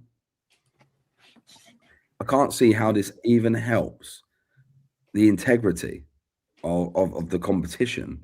I think it kills the integrity of the competition. Guernsey got Moretti Cup. They'll be training all week. They'll be training next week, and then they go into a game.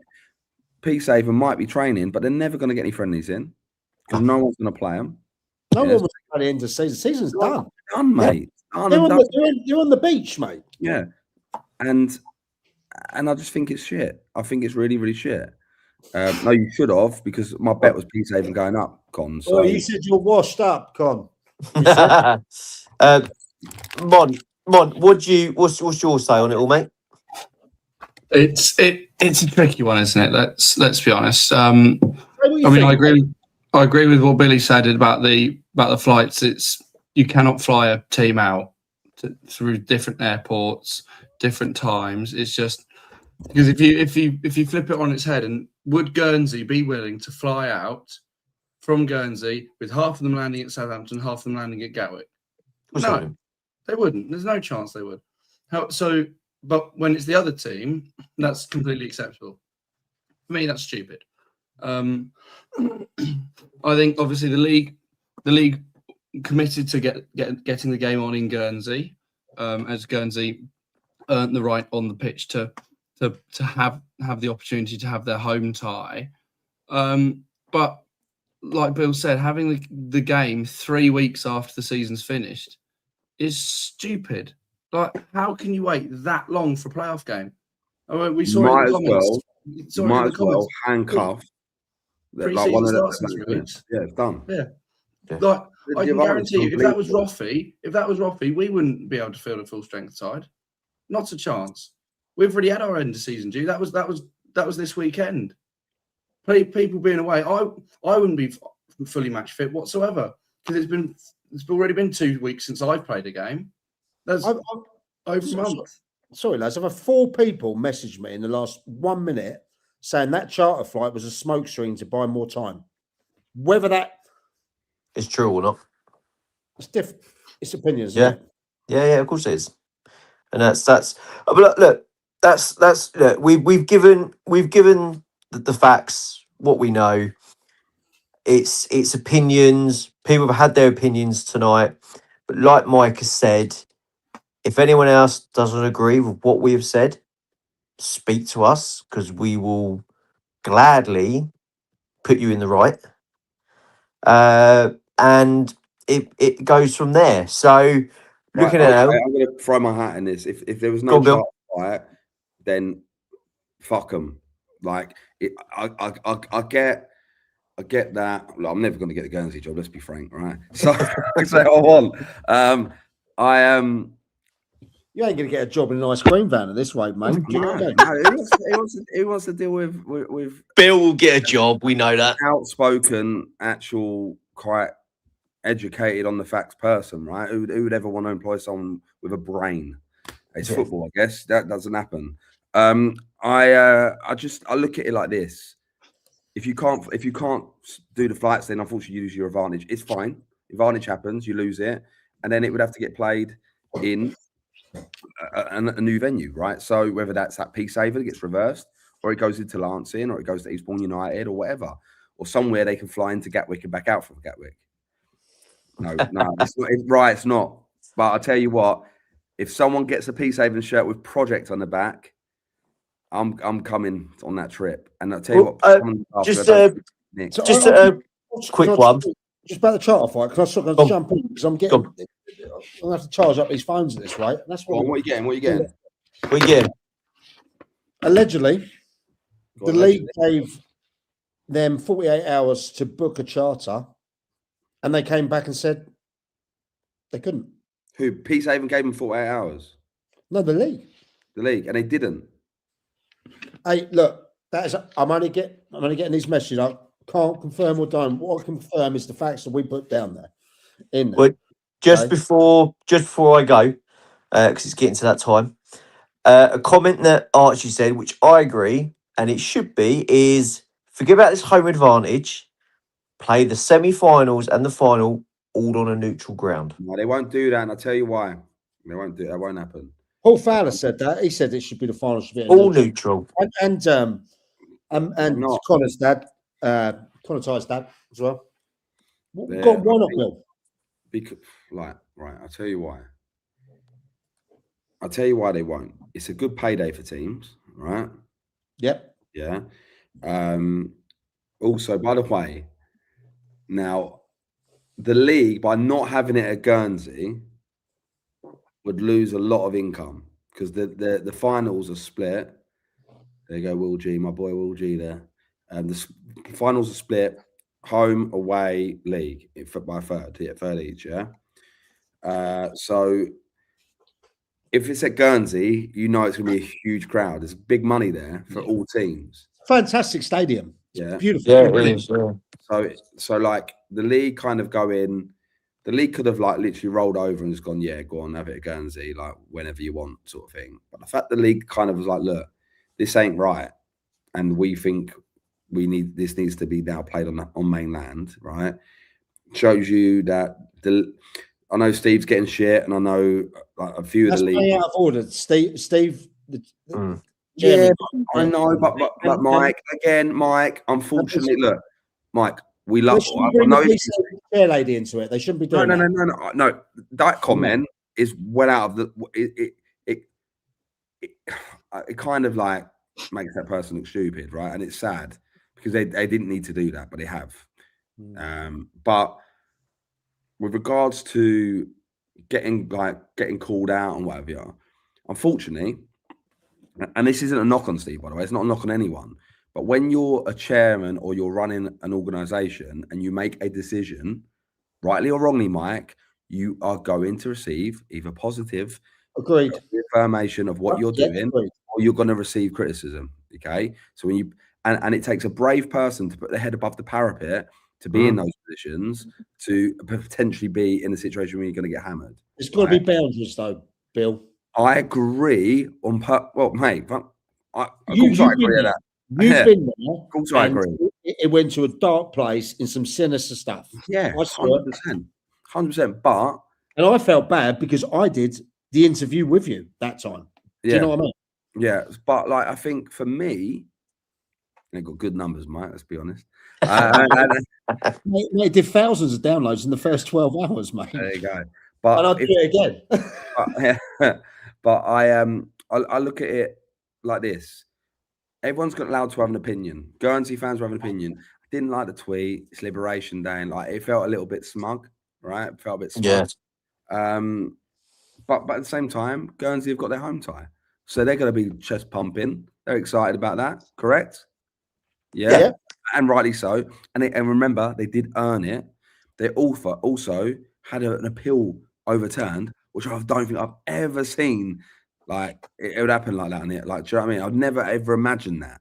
So to see that, then there must have been some validation to it. But at the same time, I want to show a bit of respect to the league, who get hammered, by the way, on a lot of things. They get hammered for making wrong decisions, and sometimes the FA decisions, not league decisions. Yeah. Let's be clear with them. The playoffs is an FA game, not a league game. That's a fact. Goes on the FA thing. That's a fact. Okay, so one thing I'm now thinking about is what happens now. What happens now with all the projections and like that? The constitution has been put in all the leagues. Like, when is that going to take place? Like, I know, with Jersey Bulls last season. Do you remember? Mate, I know, and it's annoying, isn't it? It's annoying. Now, just before we get rid of Lee, can I ask before? Yeah, Leo before he pisses off. I want to ask Monty a question that came up. What did you think of all the warm up stuff when you went? Like your experience of going there? Yeah, it wasn't the greatest. Obviously, we arrived at the ground really early, as you do when you fly out on the day. We sat around for 4 hours. That's what I mean, mate. We couldn't use the clubhouse because they'd rented it out. They'd hide it out for a. Where'd you go? Where'd you sit? So we were all crammed in the changing rooms for 4 hours. For 4 hours, some of us went and walked down to the co-op around the corner. So we had that. It then started pissing it down with rain, so we couldn't then even stand outside and have a chat. We got given 5 match balls five balls to use and warm up. By the end of the warm up, we returned one of those balls. The other 4 had been kicked so far over the goal they'd gone into the channel. I mean, it was just really, really poor. And you're like sitting around for 4 hours. Nobody's going to be fresh from that. We've just flown over, gone a coach, driven to Guernsey, and then sat in a changing room, which aren't the biggest in Guernsey. They're not massive. Cramped up for 4 hours. How can you possibly be prepared for that? I mean, well, Arch, you did better than us. I mean, we gave them 1 back. But I mean, it's just not great. How can you compete? And you look at the result for us. You can see we didn't compete. I mean, it was just a miserable day all round, and an experience I hope I never have to do again. If I do have to do it again, I pray we at least have some nice weather. What can I say about the experience I had at Guernsey? Okay, go for it. I flew over there with Penn on the Friday. Okay, I was in. We got shown around the wonderful stadium. all inside. They've got doctor's room. They've got beautiful changing rooms. It is a step two and about a step two setup over there. Yeah. They've even got a restaurant by the side of the pitch. We were treated fantastically. Okay. I wouldn't imagine it being any different. No. I tell you, we got to meet George Fern over there. He was fantastic. We got to meet all the lads in there. Let's put one thing clear. Guernsey, Peacehaven, the league, no one wanted this. Yeah? Okay? It just happened. It was a clusterfuck, perfect storm of events that come to a head. Right? Peacehaven, a great club. Guernsey, a great club. And the league took a lot of a battering. Okay? You know. Who wins, lads? Guernsey.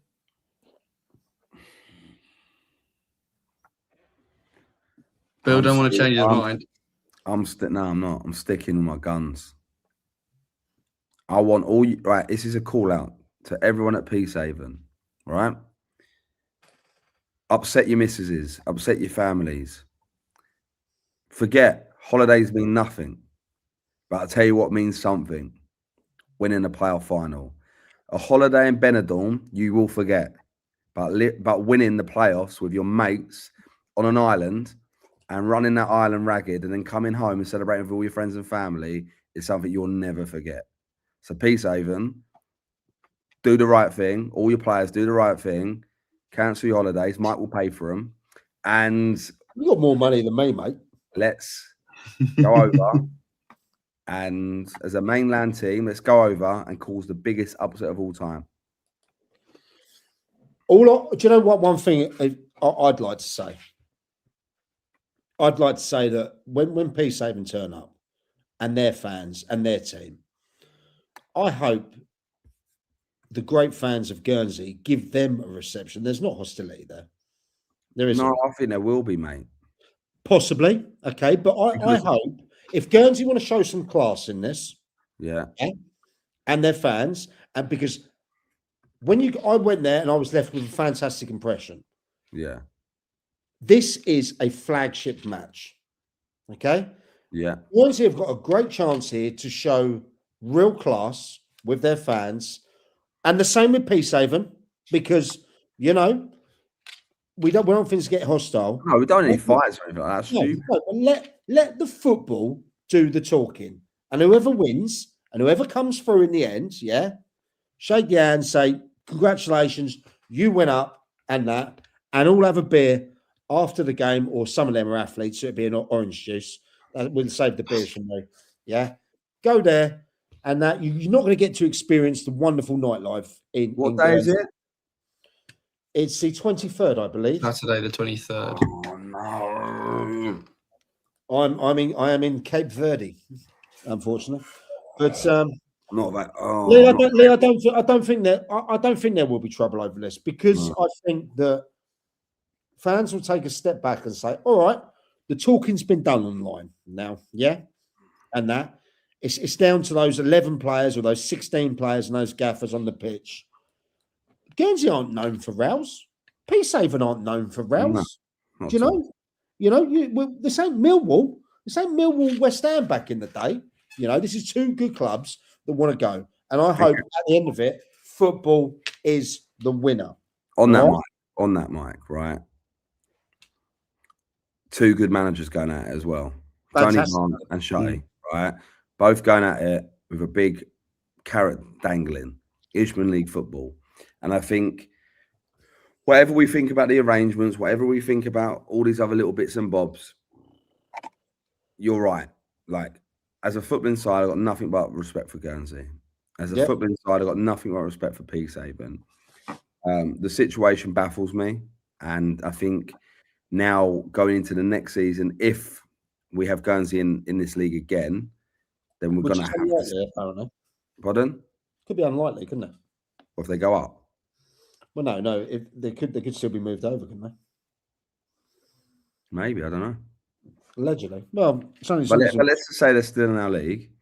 Then it's for me. I never understood why they were why aren't they putting the combined counties? Like, Well, around that's still the rumor now that they could be going in there. Right. Look, Okay. we tell me though, when you're a player out there playing for this team or a gaffer or a chairman, you've done them all, Bill. Yeah. Monty, you've been there. Tell me you didn't look at it and think, when am I going Guernsey away? Yeah. Oh, 100%. Yeah, 100%. Yeah, because I would As have. soon as they put in the league, it was when's Guernsey away? Let me look at the calendar. 100%. It's a good day out, but I think that's the advantage. So like even like when we went out for Jersey with the Hastings lot, I think the boys' heads were already on the night out before the game. Yeah. It's the social. Well, you were already up, weren't you? But you already stayed up. Yeah, but still, I still think there was a little element to it, mate. I'm not, I'm not being funny. When you got like, you get going to the airport, like it makes you feel a certain way, doesn't it? You don't got go to there get Bella Airways, didn't you? You know. Yeah, exactly. But you still got to go through customs and do all that. Sit and have your Wetherspoons breakfast without a beer, and then you got to like, you got to kind of then get yourself in the headspace for a game. It's not easy, and that's why Guernsey probably struggle a bit more here than they do. I feel teams try to look. I flew out with YM, for that Guernsey game. I thought they got it right the way they did it, okay, but I felt that was more of a final to them. Do you know what I mean? You're getting a big crowd up there, huge crowd, huge numbers in there. You sort of raise your game. Do Guernsey get that over? Or do everyone think we'll take them on? It is what it is. But I think we've said enough, haven't we, on that? I think there's still some things that. Look, I don't want it to be. Like, none of us hate Guernsey. It's just not at all. They're a great club. A great club. Like none of us hate them, but there's that. I'm glad we covered the outfield thing. I'm really glad. I've had a few messages on that, by the way, whilst we've been on here. A few messages from people, and I hope that gets resolved in the coming week. And well, what's your thinking of that, Bill? Go on. And Will, you're right. There is lots more to say, but I think we're going to have to revisit this after the game, as well. We have to, I'd like to say thank you to everyone here watching. We have broke a record today in numbers. Quite incredible that over 2,700 of you are watching live with us right now, right here, right now, live over the platforms that we have, which is X, YouTube, and Kick. We haven't even connected the Instagram because I'm still changing the IP over with SNLF in there. But we have broken records today. I want to thank everyone for their support. I really do, because look, it takes a lot of time to do this, a lot of planning. Bill's got a busy job. Monty's in pre-season training with 9 clubs. Lee's well, he's asleep, but he had to get back from Wembley today. I think next week as well, me and Lee are going to non-league final days at Wembley. Take it back then, AFC Stoneham. I'm only going for the first day because first game, because that's long. That's a long old game. I'm taking my boy, and then the week after, I will be live from the island, South Island in Cape Verde. Well, yeah, as long as the missus ain't listening, by the way, because she says no mobiles, no podcasts, no iMac, no Mac. Just say I asked. Yeah, she loves you, Bill. You know what I mean? She loves you, Bill. She's worried about Monty. I think she needs to. She's going to style Monty up a bit more. It couldn't get any bloody worse, could it, mate? But in there, everyone for your support out there. If you're about there, please go and follow us on the socials. Within the group, we have the IBB10 show, which is the hottest show around now. Men lie, women lie, numbers don't. We have the SNLF. Go and add us up on our Dugout AI, which is our YouTube channel. If you're on Kick, go and jump us on there, and also with the SNF on there as well. We are that kind of group that will keep going through that. Our first live event on the 14th of June at Shoreham FC, sold out in 18 hours. Bearing in mind, it's not the O2. I find it ridiculous. I hate it. It's not Madison Square Gardens. And Bill said himself, he was like, we ain't going to shift any tickets. And Bill's in the industry. I was like, who wants to listen to us? Like, genuinely, I know like there's a lot of you on here tonight, but like, I don't even know what we're going to do. Well, look, for people that don't know, we're going to stream a live show at Shoreham FC with all the tickets. We have an audience of people there, and we are not going to. Oh no, the wife's already been contacting me. Oh no, she's up on the 3rd floor, mate, of Macca Mansions. But we're going to do a live show. Shoreham FC, me, the Mont, the Project, and the man they call Penn, who's always in bed by 10, which would be quite interesting, really, because he's got to jump from Shoreham to his home in that time. He lives around the corner. Of course he does, yeah. I've got the longest journey. It's a joke, mate. But yeah, you have. But yeah, thank everyone for the support. And as you remember as well, don't forget, guys, that we have got this in the Dugout app there, and with pre-season coming, get your rumours in. Look, we've got our own little feature in the app. Anonymously send us the rumours. We deal, without being big-headed, we deal with about 80 to 100 people, sources within Sussex football on a regular basis. Yeah? It is what it is, right? So get in there and send us the messages. And then one day, I can get rid of these and just have one. If that's see Lee's message, comment. You please don't do it. Please, what's that? Stay. I'm not allowed, mate. Not his wife there.